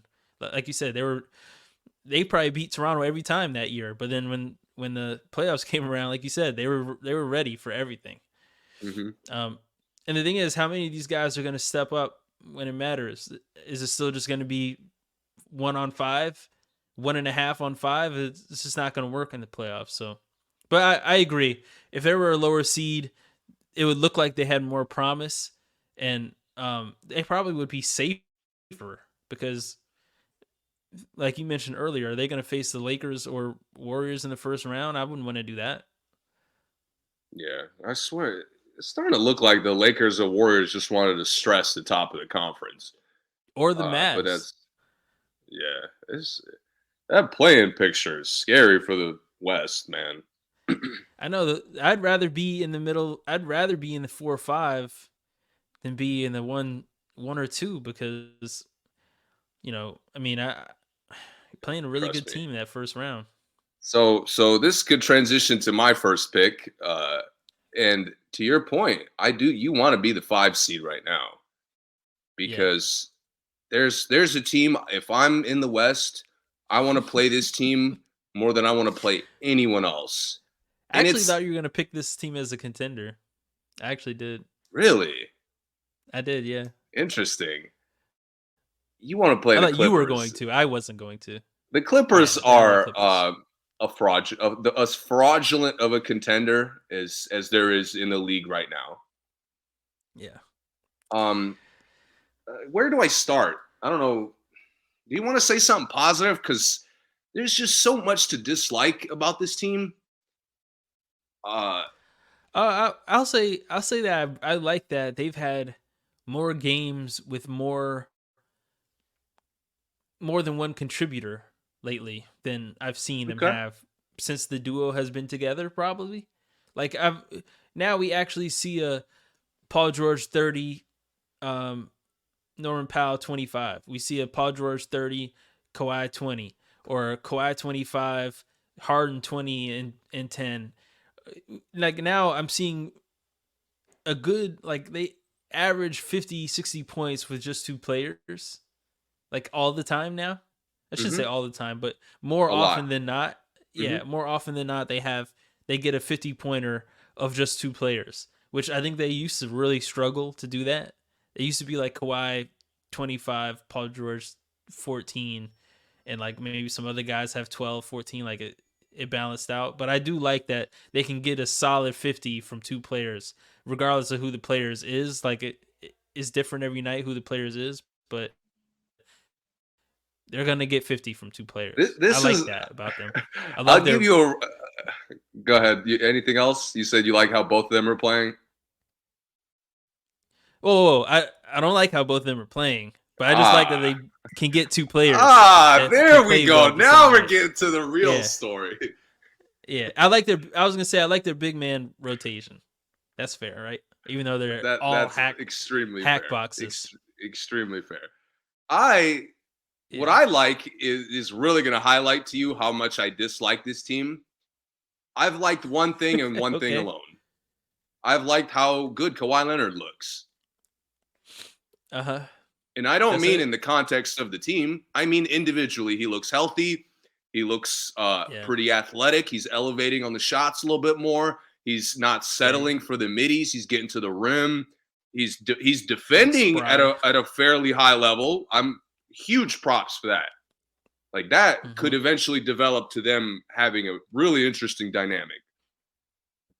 Yeah. But besides that, I pretty much hate everything else On the team or on about the team. Kawhi? Yes. Okay. No. Okay. Kawhi, Kawhi still doesn't really pass the ball. Okay, I could forgive that. Yeah. My problem is Paul George is settling into being the second option again. Right. We've been begging for years for them to literally do the opposite thing. Yeah. Okay. Forget the fact that you have championship depth in on this roster, and we've Uh seen huh. it on the court a grand total of 0 times. Right. And it hasn't been the injuries. It's been Nope. coaching decisions. It's Mm-hmm. been trusting players who have spent large amounts of minutes and large portions of the season doing nothing. I'm looking at you, Coffee. I don't know why. I cannot fathom. I cannot fathom how PJ Tucker finally starts getting some fucking clock and immediately contributes. Because Yeah. Coffee been stealing these minutes and doing nothing with them for months. For months, Yep. Tyler. He's been out there for Yep. months, not shooting well enough, not cutting well enough, not defending well enough, not making good decisions like at least Terrence Mann does all the time. Yeah. Yeah. How does Russ go out and this team's second unit ceases to exist? Mm-hmm. Like they're the only team. I was looking at the teams before, obviously, because I wanted to, clear up which teams I was going to pick for which category. Yeah. They're the only team without a real second unit in the fucking playoffs. Mm-hmm. Like Phoenix. Phoenix has a second unit. They do. Golden State, who plays like young guys who Steve Kerr we know doesn't trust, still has a second unit. And I like it. And with Steve Kerr, it could be just for like the sake of having a second unit, because he and I both know how fucking important that is. Apparently the Clippers don't. Has Ty Lue ever had a second unit? That's a phenomenal question I don't even want to think about. Because again, it's you've liked even the positives they make look bad. You talk about the big man rotation, or it hypothetically looks good. Has it actually looked good in the fucking game? No, it hasn't. No, and I can't even explain to you why. I'm sweating thinking about it. Because it's like, it's three bigs who should be able to plug into any fucking roster in basketball. Yeah. And, besides the rosters that already have great bigs. But these guys should be so easy to fit. And it's a struggle every night. Every night I'm like, less Plumlee. Then another night I'm like, less Zubac. Then another night I'm like, why is Tice playing more minutes than the other two guys all of a sudden? What changed in 2 days, Ty Lue? Yeah. And I know the bullshit answer is like, it's based on the matchup. I don't know how he picks like the matchup for them. Ty Lue, you have one fucking option for everything. It's to go small. That's it. That's your only adjustment. Mm-hmm. And if that's your only adjustment, Golden State is actually small, and that's not their only adjustment. Dallas is at times small. That's not their only adjustment. I mean, I look around the league. Phoenix at times is small. They don't even play small. I'll give Phoenix some credit. They rebound pretty well. They try to be physical. Yeah. I mean, again, a big man I fucking hate in Yusuf Nurkic looks awesome in Phoenix with 3 selfish stars. And I can't get good role player bigs to look like good role players on the Clippers. I'm asking for too much. I thought when Plumlee came back, I thought this team would be perfect. I thought that bullshit win streak they went on, that bullshit month where they played phenomenal, I thought they would build on that. I thought guys getting healthy, they would build on the ball movement. They would feed Kawhi with mismatches more. They could be 1A, 1B with Paul George. I was so wrong. They've regressed in every way. They have. Dude, not to mention Reggie Jackson looks fucking awesome in Denver. We didn't even mention that talking about Denver. Yeah, Reggie's great. Let him go for fucking nothing to now have a guard who's clearly pretty fucking good, and he doesn't touch the court. I know. I saw him come in and get like a real quick bucket, like at the end of the quarter, just because he was giving someone a blow, and then they took him right back out. And he could do that all night. He immediately started looking for the big man. I've been begging the point guard James Harden to look for the goddamn bigs. They're available all the time. And point guard James Harden only wants to fucking step back. And he's shooting them well. I'm not saying he's like back to being a bum. He's not. He's playing relatively well. But they're trusting him more, which is like the opposite of what they should be doing. Yeah. They're back to James Harden is going to decide to whether this team is winning a playoff series. Big mistake. I can't fathom why you would make that choice. Yeah, and even when they go small, I don't like when they go small because they don't actually play. Like they go small, but they don't play any different. To the strength of being small, like. You're supposed to play small for a reason, not just because you're tiny by default. Right. You're supposed to play small and then spread the floor, let Kawhi play the 4 and attack the other 4. But it's like Kawhi is just still in the same position, low block to the elbow. Like every 4 could stay there. You're not changing anything. You're not putting any pressure on them. it disgusts me. To be honest with you, I would be okay if it was Harden looking trash at times. If it was Russ when he was playing looking trash at times. If it was Kawhi looking trash. But it was the one guy that we believe, and I am as confident as I've ever been, that Paul George should be this team's clear-cut number one option. He should. And Tyler, I don't even think it's 1 and 2 anymore. Harden has taken option 2 from him. He has, and we said this when they made the trade. We were worried about this. I just it's really frustrating that they're making like a lot of the other teams are at least trying to do what we've expected them to do to get better. Mm-hmm. It's like the Clippers are the opposite of self-aware. Like they don't know who they are.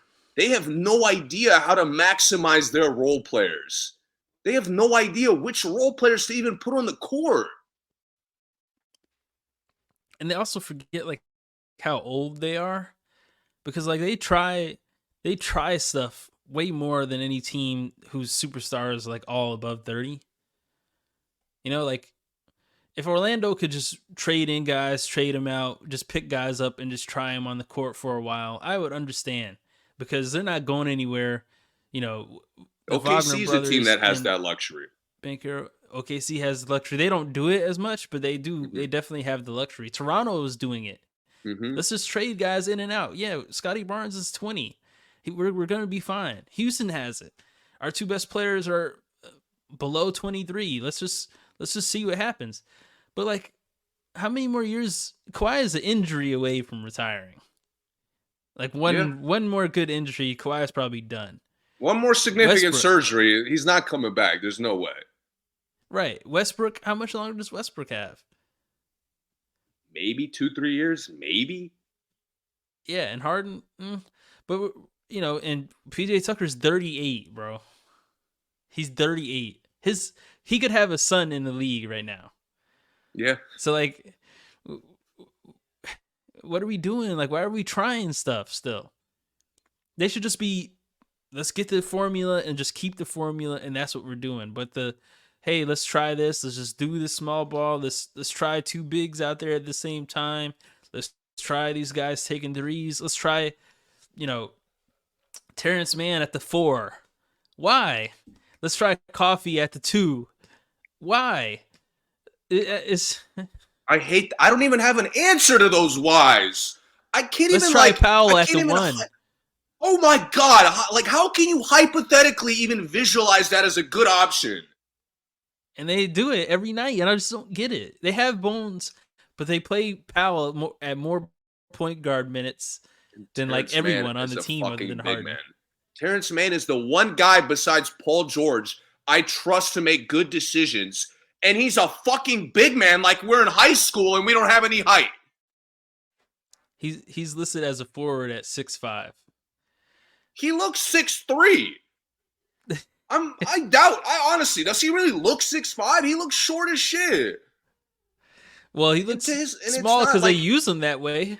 Right. But like in his defense, he's fucking tough as hell. Like he really tries to fit the position. He fucking battles. But it's like you match up with him with NBA bigs at 6'5". Mm-hmm. And it's like you watch him, and he's trying hard to battle against the Senguns of the world and the fucking like Miles Turners of the world, and then they overpower him, and he's crying to the refs. He should be turning and crying to Ty Lue, saying, "Ty Lue, can we get some fucking help down here?" Exactly. It's so frustrating because again, I believe that this team was starting to make the contender move, like adjustments. Yeah. And they've abandoned all of it. Mm-hmm. They look less self-aware about their offense than the Pelicans. I know. And the Pelicans, for all the positives I gave them, shot selection is probably their biggest question mark. Mm-hmm. And they find a way to feed the star players in a more natural, more like more diverse kind of way than the fucking Clippers, who still Kawhi ISOs, Paul George, Ray Allen plays. Mm-hmm. It went right I, back to that. I can't erase that from my mind. That Paul With a George new told us he coach. doesn't want to play like Ray Allen, and he's been more and more Ray Allen ever since. I know, with a new coach too. Like that wasn't on Doc. I mean, if you're Man, blaming it on Doc, blame it on Doc, but also say Ty Lue's doing it too, if that's how you feel. Like podcast P. it's just it's frustrating because I honestly, man, if Paul George is playing well, I'd be okay. Like I like Paul George enough to where I could pretend that Mm-hmm. this team is good. I've been pretending with Phoenix for like 2 months now that they're really good. Uh, but it's the Yeah. fact that it's the guy we need to trust the most. He's looked the most out of place. Like that Mm-hmm. just rubs me really the wrong way. Yeah. I'm with you. There's not many bigger Paul George fans than me. I feel the exact same way. I don't get it. I haven't understood it since he went there. I thought it was a terrible idea in the first place because I knew it would be like this. I mean, think about it. The one Five, the six one years year later, it's the even same shit. the one year even in OKC where he decided to take the Batman role, he was an MVP candidate. Like immediately. He was the And he top was 3 a, player and in the league. he was a second option. Like I hate this like notion that because you're the second option, like you have to play without the basketball. This is why I praise Denver's duo every chance I get. Because it's not Mhm. like Jokic only does this, Jamal only does that. Like they Right. can do what they do best at they could do it together, they could pick and choose which one does it, and they can alternate. Like the Yep. Clippers at 6 years later, they haven't even developed a subtle dynamic for their two stars to like flip a switch, take the game over, control the game. I mean, when was the last time you saw Paul George control a basketball game? Like maybe once this whole season. Does Yeah, does the Kawhi ever set Kawhi-less playoff run. screens? Does Fuck Kawhi ever no. set pick and rolls? Fuck no. Can you imagine how raw a Kawhi Paul George pick and roll would be? I, Like, how would I you stop get that? I don't know. Why I can't understand why you wouldn't see that all the time, other than Kawhi not fucking wanting to screen. Yeah, I mean Screening is, that seems like a no brainer. I don't feel like I screening is invented a physical anything. aspect of the game. We got to dictate how much contact we absorb on a nightly basis. Yeah, that's Kawhi for you. But okay, let's move on. Move on to the next two, the East. Give me your first team because I've been talking for a while. Um, Indiana, and I'm not sure if people consider Indiana a contender. This is the tough part about the East team, but East teams because I Mhm. don't really know like which teams are even considered contenders. But Indiana's a team that the more I watch them, the more I don't think their game is sustainable in a playoff series. Uh, they're the most running gun team in the East, right? I think that's pretty clear. They're first in points per game, first in assists per game, but they're 28th in opponents' points per game. 28th. That's third to last. Uh, so yeah, 28. Is that third to last or is that Yeah, last? third to last. They're third to last in opponents' points per game, and the more I watch it, even with the pickup of Siakam, which was a great pickup, Halliburton like cannot play good when another team plays good. It just doesn't. I mean, when another player on the team plays good, he just has that thing in him where he has to dictate everything, or else he kind of is off his game for the rest of the game. Siakam is playing really good, and Siakam is doing what he does best, which is being a point forward, scoring from all different places of the court, in all different ways. Then Halliburton just kind of fades out of the offense. He starts trying to be a catch and shoot shooter. That's not his game. He's not a spot up shooter. He's not really a good cutter. Uh, He's really not even that great of a second pass guy. So I just don't. I don't see how that duo is ever gonna figure it out. At least not this year. Maybe next year they do, but this year I don't really see it working out. They just lost Matherin for the season. Um, I don't really have anything else to say. Everyone else on the team, they just can't find any consistency out of. Nimbar can get 30 one night, then the next night he gets 2 points. Uh, Neesmith looks like he can all of a sudden be maybe a 18 point per game scorer, and then like he'll go on a 3 game stretch and just like not exist on the court. Miles Turner, one night he looks like Karl Anthony Towns. The next night he looks like Joel Anthony. Like I don't. They can't find any consistency out of the players, and it just doesn't work in the playoff series. So for me, And the I think guy they'll they've win some gotten games. probably the most consistency from is a guy who's never been consistent anywhere else. And who's Is that? Nate Smith. Yeah, basically. Yeah, and Toppin, but for some reason Toppin's Yeah. minutes aren't consistent. But I don't. Obi's job is very simple. So like with him, if New York played more like this, he would have been doing this in New York also. Yeah, yeah.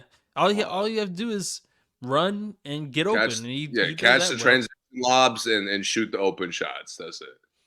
Yeah, and Toppin's probably my favorite contribution to them. Yeah. But yeah, He's no fun one to else. I watch. mean, yeah, and Neesmith is consistent, but it's like I don't know why it's not a consistent number.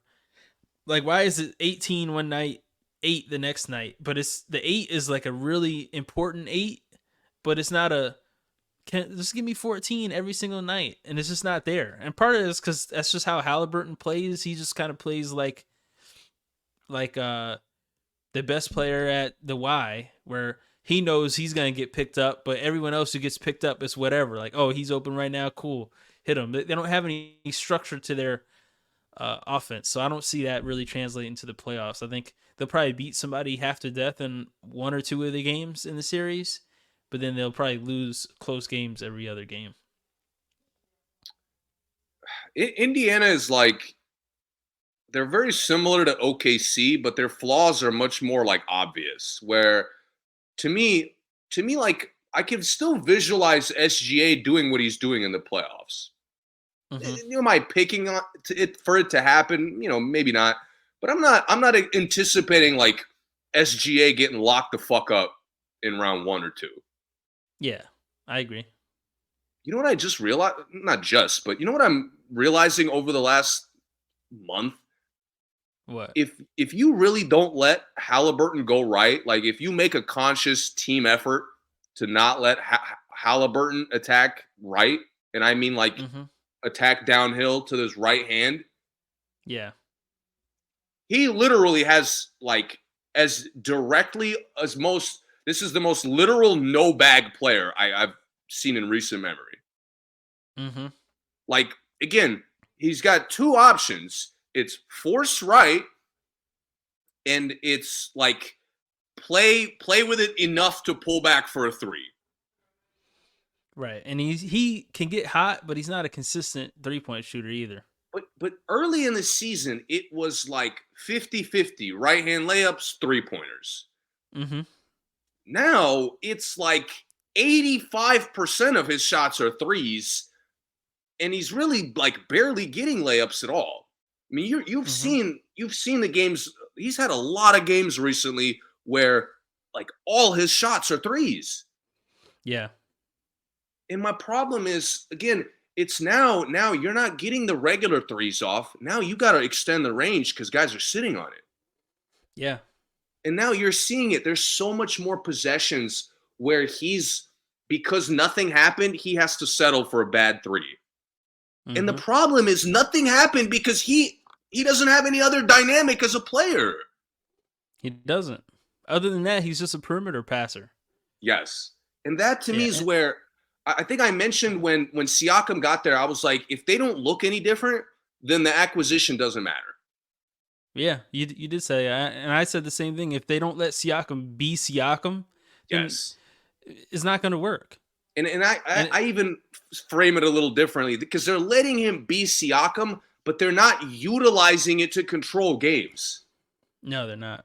They're not. Like playing through Siakam is their first. Now they have a player who they could slow it down at times through. Yeah. And I'm not like they're not. I'm not saying they have to slow it down for quarters, but you can't just play fast. Right. Like that's just that's not feasible. And Siakam is a player who you could kind of start to design kind of different kinds of plays through. You could develop Halliburton as an off-ball player with Siakam. You could get Siakam creating for guys and not just Halliburton. And Right. I've I haven't seen any of that. No, they haven't done it. They haven't even used Siakam to send Halliburton to go right. The Nope. way they used to do with Miles Turner the first half of the season. Yeah. So they've become so predictable so quickly. That's Hmm. why I'm They so have. much more negative on them than OKC. Like I mentioned, OKC 60 games and nobody really could stop them.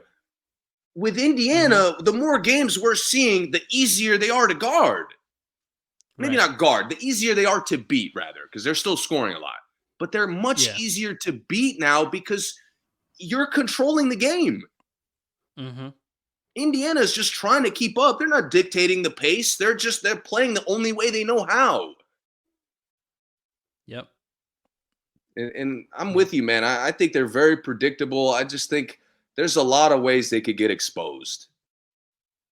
There is another. I didn't even mention Jalen Smith. Some nights he looks like the second or the best backup big in the league, and the next night he just doesn't play at all. Which I just don't understand. I don't understand the. I don't get it. I just don't get why they can't get anything to work every I mean, time. And like you they said, they're get really predictable. McConnell is another guy who, like, some nights he's like Pat Bev, and then other nights he's like, why is he in the fucking court? Yeah. Yeah. It just, I want to see some growth, but now we've got 20 games left. What are they going to do to change? Yeah. They're not going to change. No. They are who they are, man, and it's not going to look pretty in the East where any of the teams that are planning to go far, they're going to flip the switch defensively. Yeah. Yep. And they're going to be the only team that can't. I just can't. And they're going to be the only team that's really going to get stopped. Like Like, honestly, man, if Siakam, if they improve their defense like from 28th to maybe like 21st with when Siakam mhm, got there, yeah. okay, like you at least the statistical like trend is there. But Yeah. they haven't improved at all. They haven't slowed down at all. Siakam hasn't changed at all. Like it's just everything has stayed the same. Yep. Yep. Okay. You have another East one? Yes. Okay. Milwaukee? No, unfortunately, Milwaukee's close, but I'll let them live today. But Okay. Philly, I think Philly's a pretender. And I know a Mm, lot of obviously the main chunk of that is Embiid coming back right as the playoffs start. yeah. But it's just gonna flip. They're really settling. Like I've loved what Nick Nurse has done with the role players this season. Like, and I don't even Yeah. know how much of it is really him, but the collective hunger that Philly's role players have had to like just play well, just Mhm. individually at times, is just fun to watch. It is. But now we're gonna get to a point where we're walking in the playoffs, and every one of my role players has to take a massive step back. Mhm. Less shots, less touches, less movement. That's going to be the killer for them. Right now, their pace is fucking awesome. Like they could go fast, they could slow down, they could defend at any pace, they could get stops at any pace, they could get good Yep. shots at any pace with pretty much anybody out there. Yep. But Embiid is gonna like make that more predictable by default. Yeah. And he's not going to be in good shape. You know, So all that put together, it's hard for me to imagine a deep playoff run for this team. Yeah, I agree. I agree. Um, I think I mean they're definitely the closest thing to pretender, if not a pretender, and it really is depending on what Embiid brings back. But um, I agree with everything you said. I don't have much to add. I think they look good. The team looks really good. I think they made some good pickups. Lowry's another good, hungry guy. He wants to play for his hometown. So usually guys when they play for their hometown for the first time, they're usually pretty good. So I mean, with what he has left, Yeah, I think Buddy was a great pickup. Campaign I think is a solid pickup for them too because I think they needed someone that went and looked for buckets. At the end of games.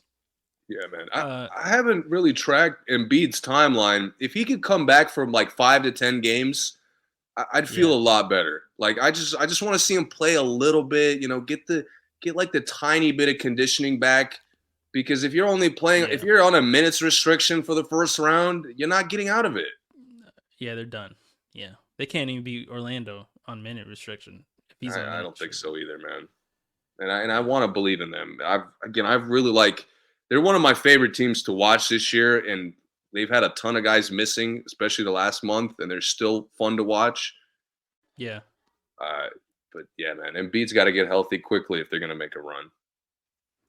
yeah. I agree. I agree. That was a easy one. Uh, so no Phoenix. No, Phoenix is too easy, and they're not playing bad enough for me to definitively pick them. Yeah, they're not playing bad enough or good enough to be on either one. Yes. Really. So they Yeah. they get the mid pass. They've been just average enough to where we could let them slide today. Yeah. And they're still not Uh, fucking healthy. God damn! At this point, when we talk about them for the playoffs, that's going to be their biggest knock. mm-hmm. Because again, we're 3 quarters in, nobody's healthy. Like it's too late. Right. Um. Do you have a second team? What? Because again, my second team is I've been extremely disappointed by them. I think I've mentioned them to you before, but I want to hear your second team first. In the East? Let's go Are we West. still in the East or the West? Oh. Oh wait, wait, Um. wait. No, I finished my second one, right? For the East. That was the first one in the East. I had It was my Indiana, first one.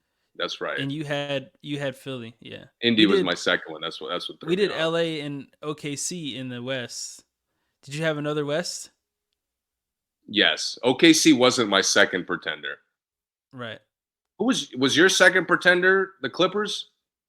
Yeah. Okay, so yeah, one team I missed that I want to cover. Okay. Go ahead. Sacramento doesn't look good. Yeah. Yeah. They look really bad. Yeah. And I don't want to trash them like I did the Clippers. I do think they're better than the Clippers. They're a little bit more self-aware than the Clippers. Yeah. They also allow one of the most exciting role players in basketball to be that. So Mm-hmm. like they'll forever have a little bit of props for me because they don't limit Malik Monk at all, and They let I let him win I love games that. for them. Yes, Yeah. like his green light is as green as it gets, and it should be. Mm-hmm. So that to me, no problem there. And this my issue with them is essentially excluding Malik Monk, who is a massive Mm-hmm. impact for them. Yeah. Oh my god, bro! Yeah. I every time I watch Sacramento, I never want to run a handoff again in my fucking life. Yeah. They. And It's I'm a a lot. coach. Listen, and I coach high school basketball, so like I believe handoffs are a very simple method to like set up an offense, right? They're a very Mm-hmm. good way to get guys moving. The Bucks do this shit all the time. The Bucks spam it a little bit too much for my liking. Dallas in the past has done it, Mm-hmm. but Sacramento runs the most useless fucking handoffs I've ever seen in my life. Yeah. And they run these handoffs with the explicit like hey, Kevin Huerter, you haven't touched the ball in a while. Let's run you a fucking handoff. Right. And they don't let the guys get truly downhill off of them. Like a Yes. Fox handoff should be a one dribble layup. That's the whole Monk the handoff whole should be point one of a dribble dunk. handoff is you're running them to try to make our drivers go downhill. Yes, to get space. Right. In Sacramento, like they just do it to do something. Like they don't want to Yeah. look as stagnant as Dallas does because Right. they don't have the personnel to play like Dallas. Right. But they also don't have the personnel to play like Milwaukee, and yet their play style is like becoming a Milwaukee junior like more and more. Yeah, they can't stretch the floor like Milwaukee, but they tried to. And they have a lot of shooting. Mm-hmm. Like you would imagine a team they like to play fast. They don't really play fast well. Like Nope. their shot selection gets worse the faster they play. Mm-hmm. They are like the Clippers. They have embraced their duo in the worst fucking way possible. Yep. I mean, they forget, like who should be the number one. They established Sabonis as this team's point guard. I know, and that's gross. This is why Sabonis is the one guy I don't blame for their random handoffs. Because to me, Mm-hmm. he's trying to be, I think I told you this, he's trying to be a good teammate and spread the basketball around. Yeah. Like, he's showing you on the court. I don't really have any idea of how to actually play point guard, but I know that point guards are supposed to distribute the basketball, so I'll just do that the best way I know how. Mm-hmm. Like he's like Jokic if Jokic wanted to pass a lot but didn't have any vision. Mm-hmm. But not only that, Denver has built off of Jokic's vision to now where guys cut even smoother for him. Mm-hmm. Sabonis doesn't have vision, and they haven't developed the spacing or the movement around him for him to even get better at passing. Yeah, and it's created a lot of other negatives. They're terrible in defense. Their defense is terrible.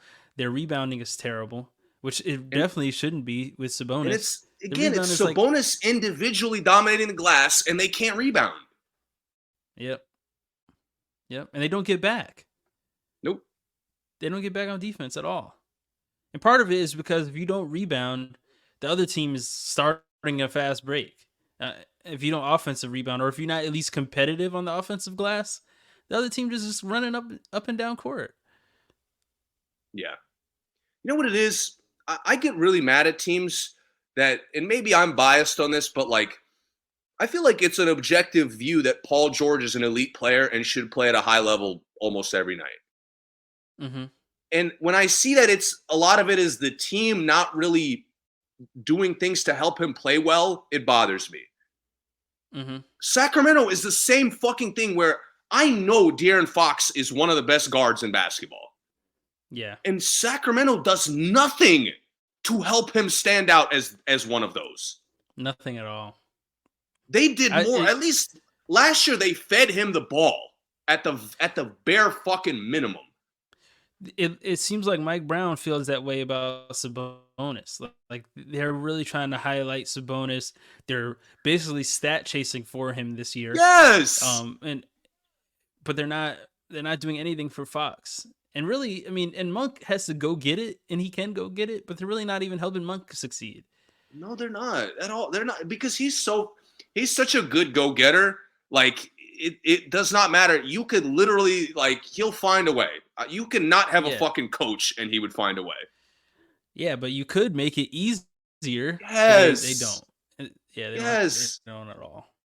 It's like Sabonis runs exclusive handoffs. Games. Go ahead.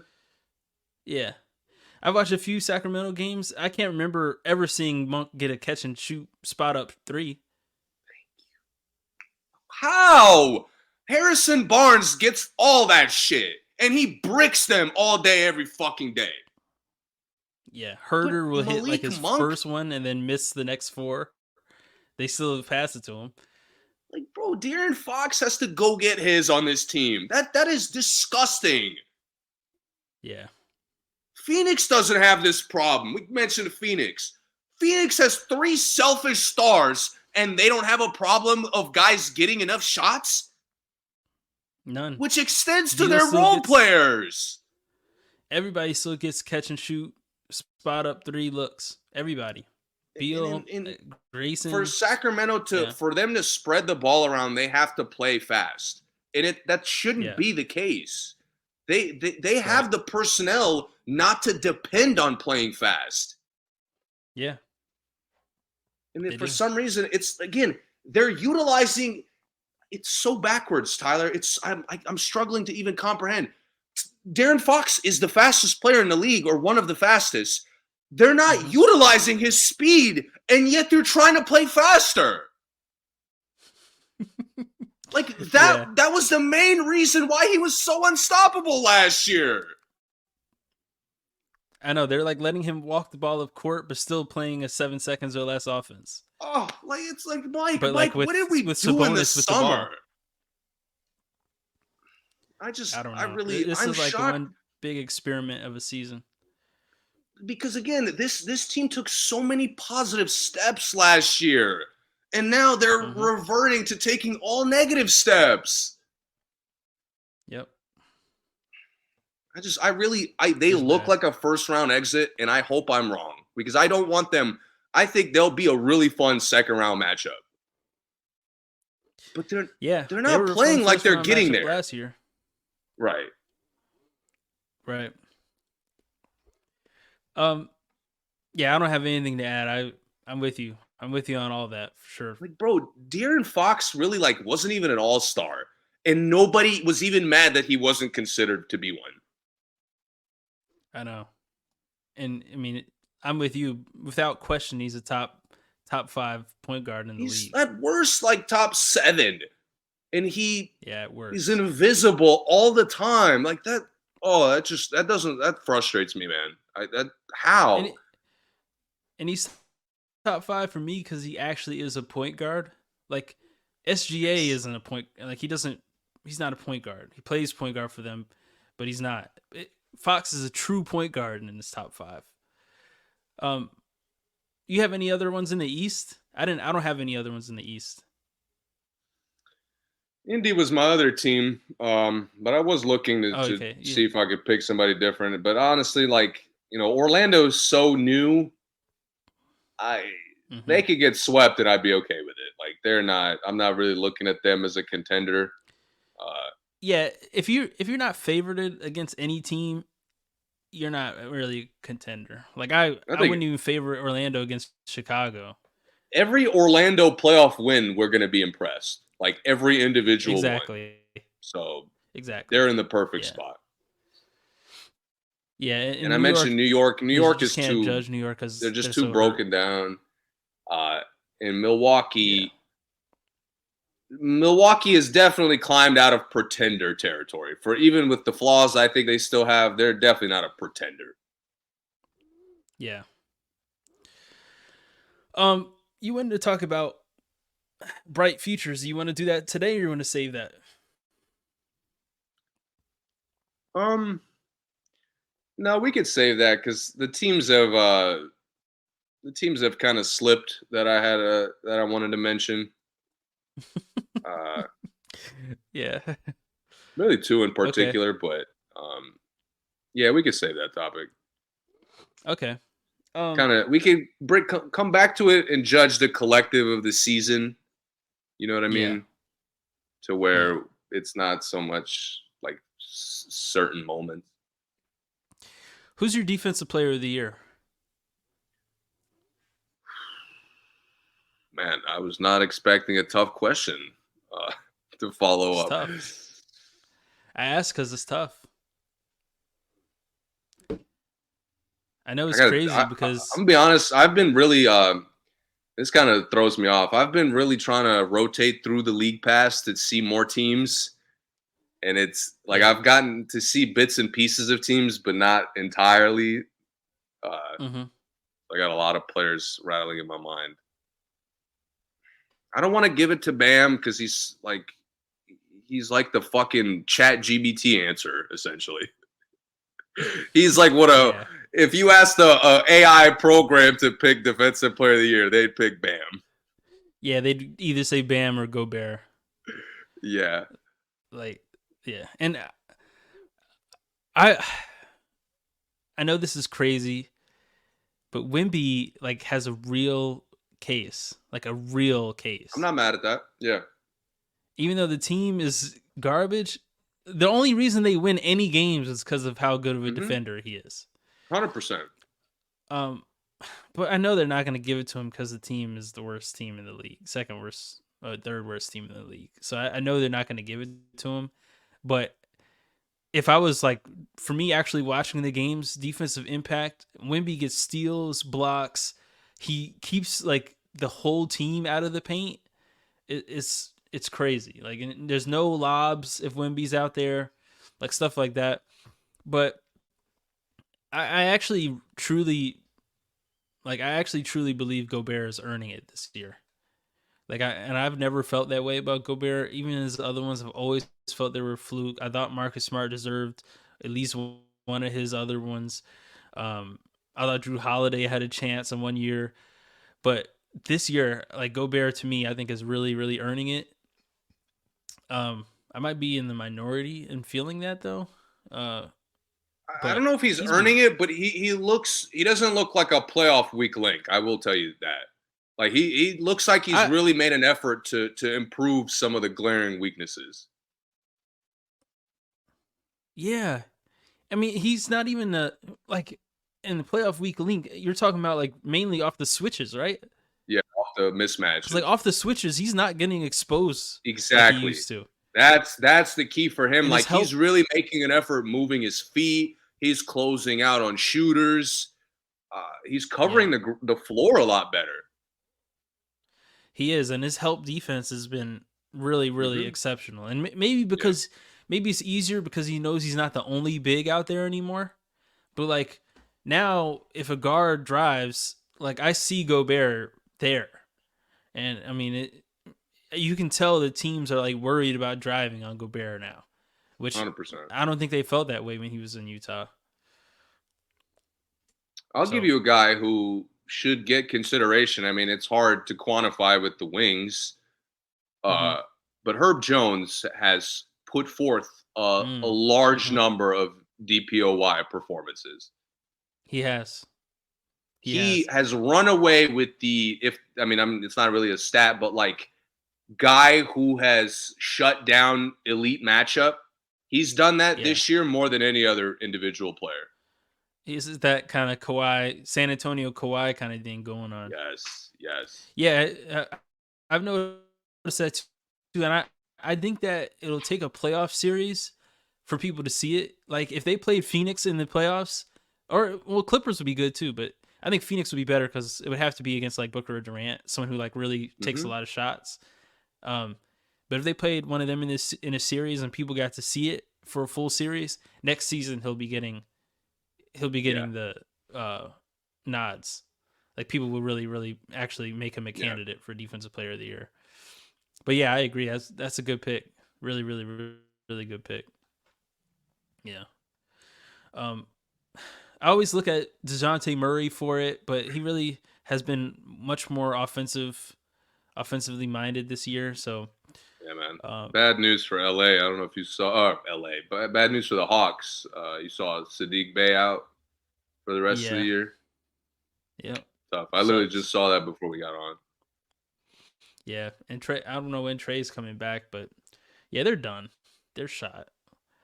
I Easy, like. easy I dub for hope they. Chicago. I do hope Atlanta sneaks in the plan because win or lose, they're competitive.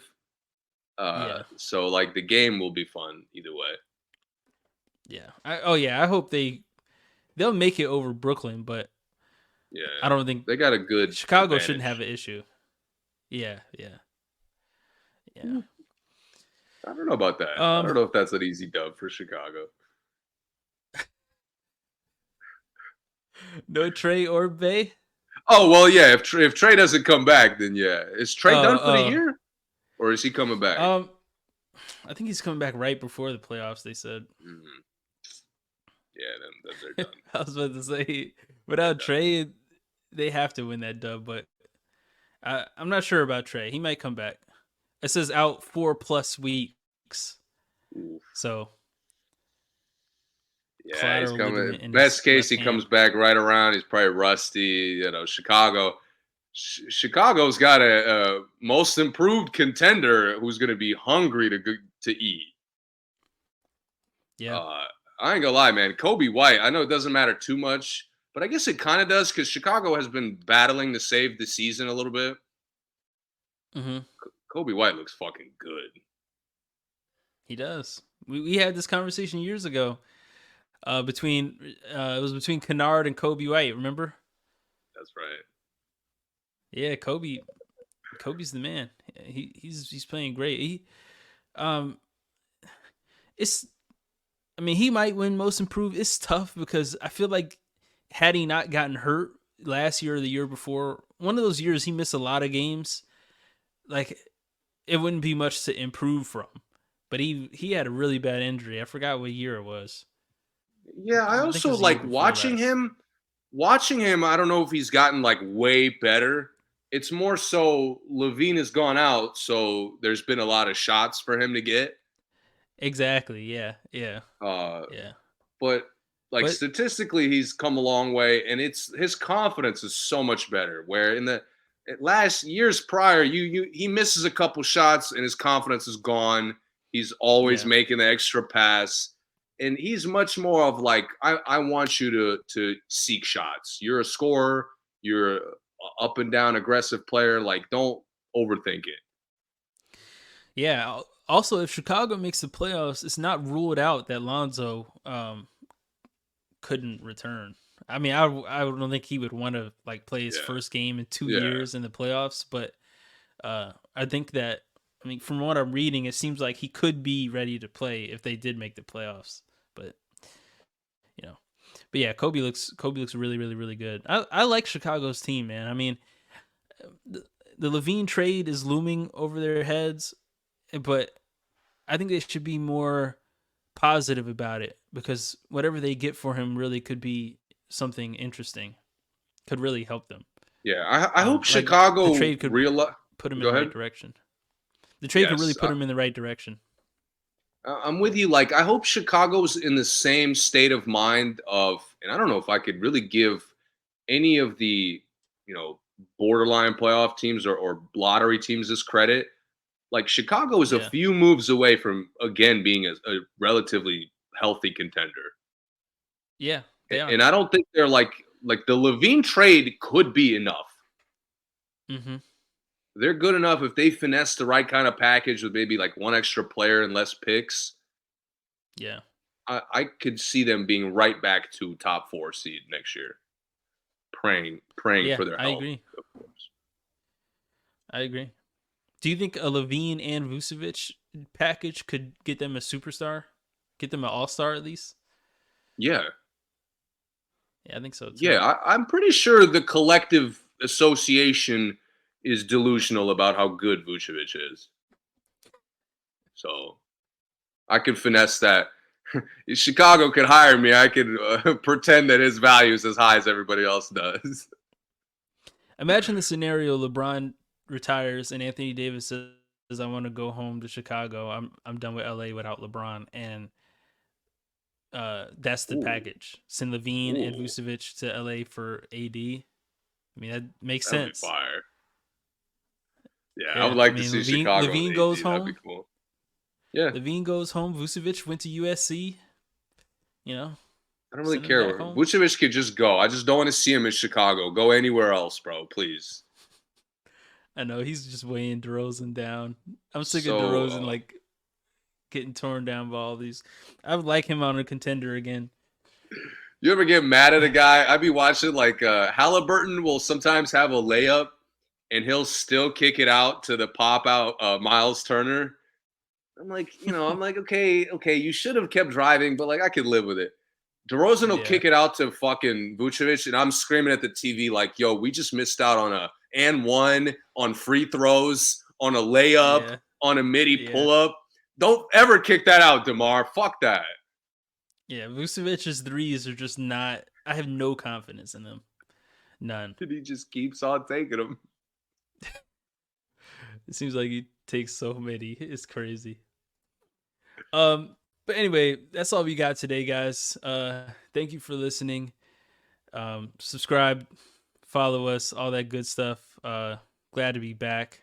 Um, we'll see you guys next week.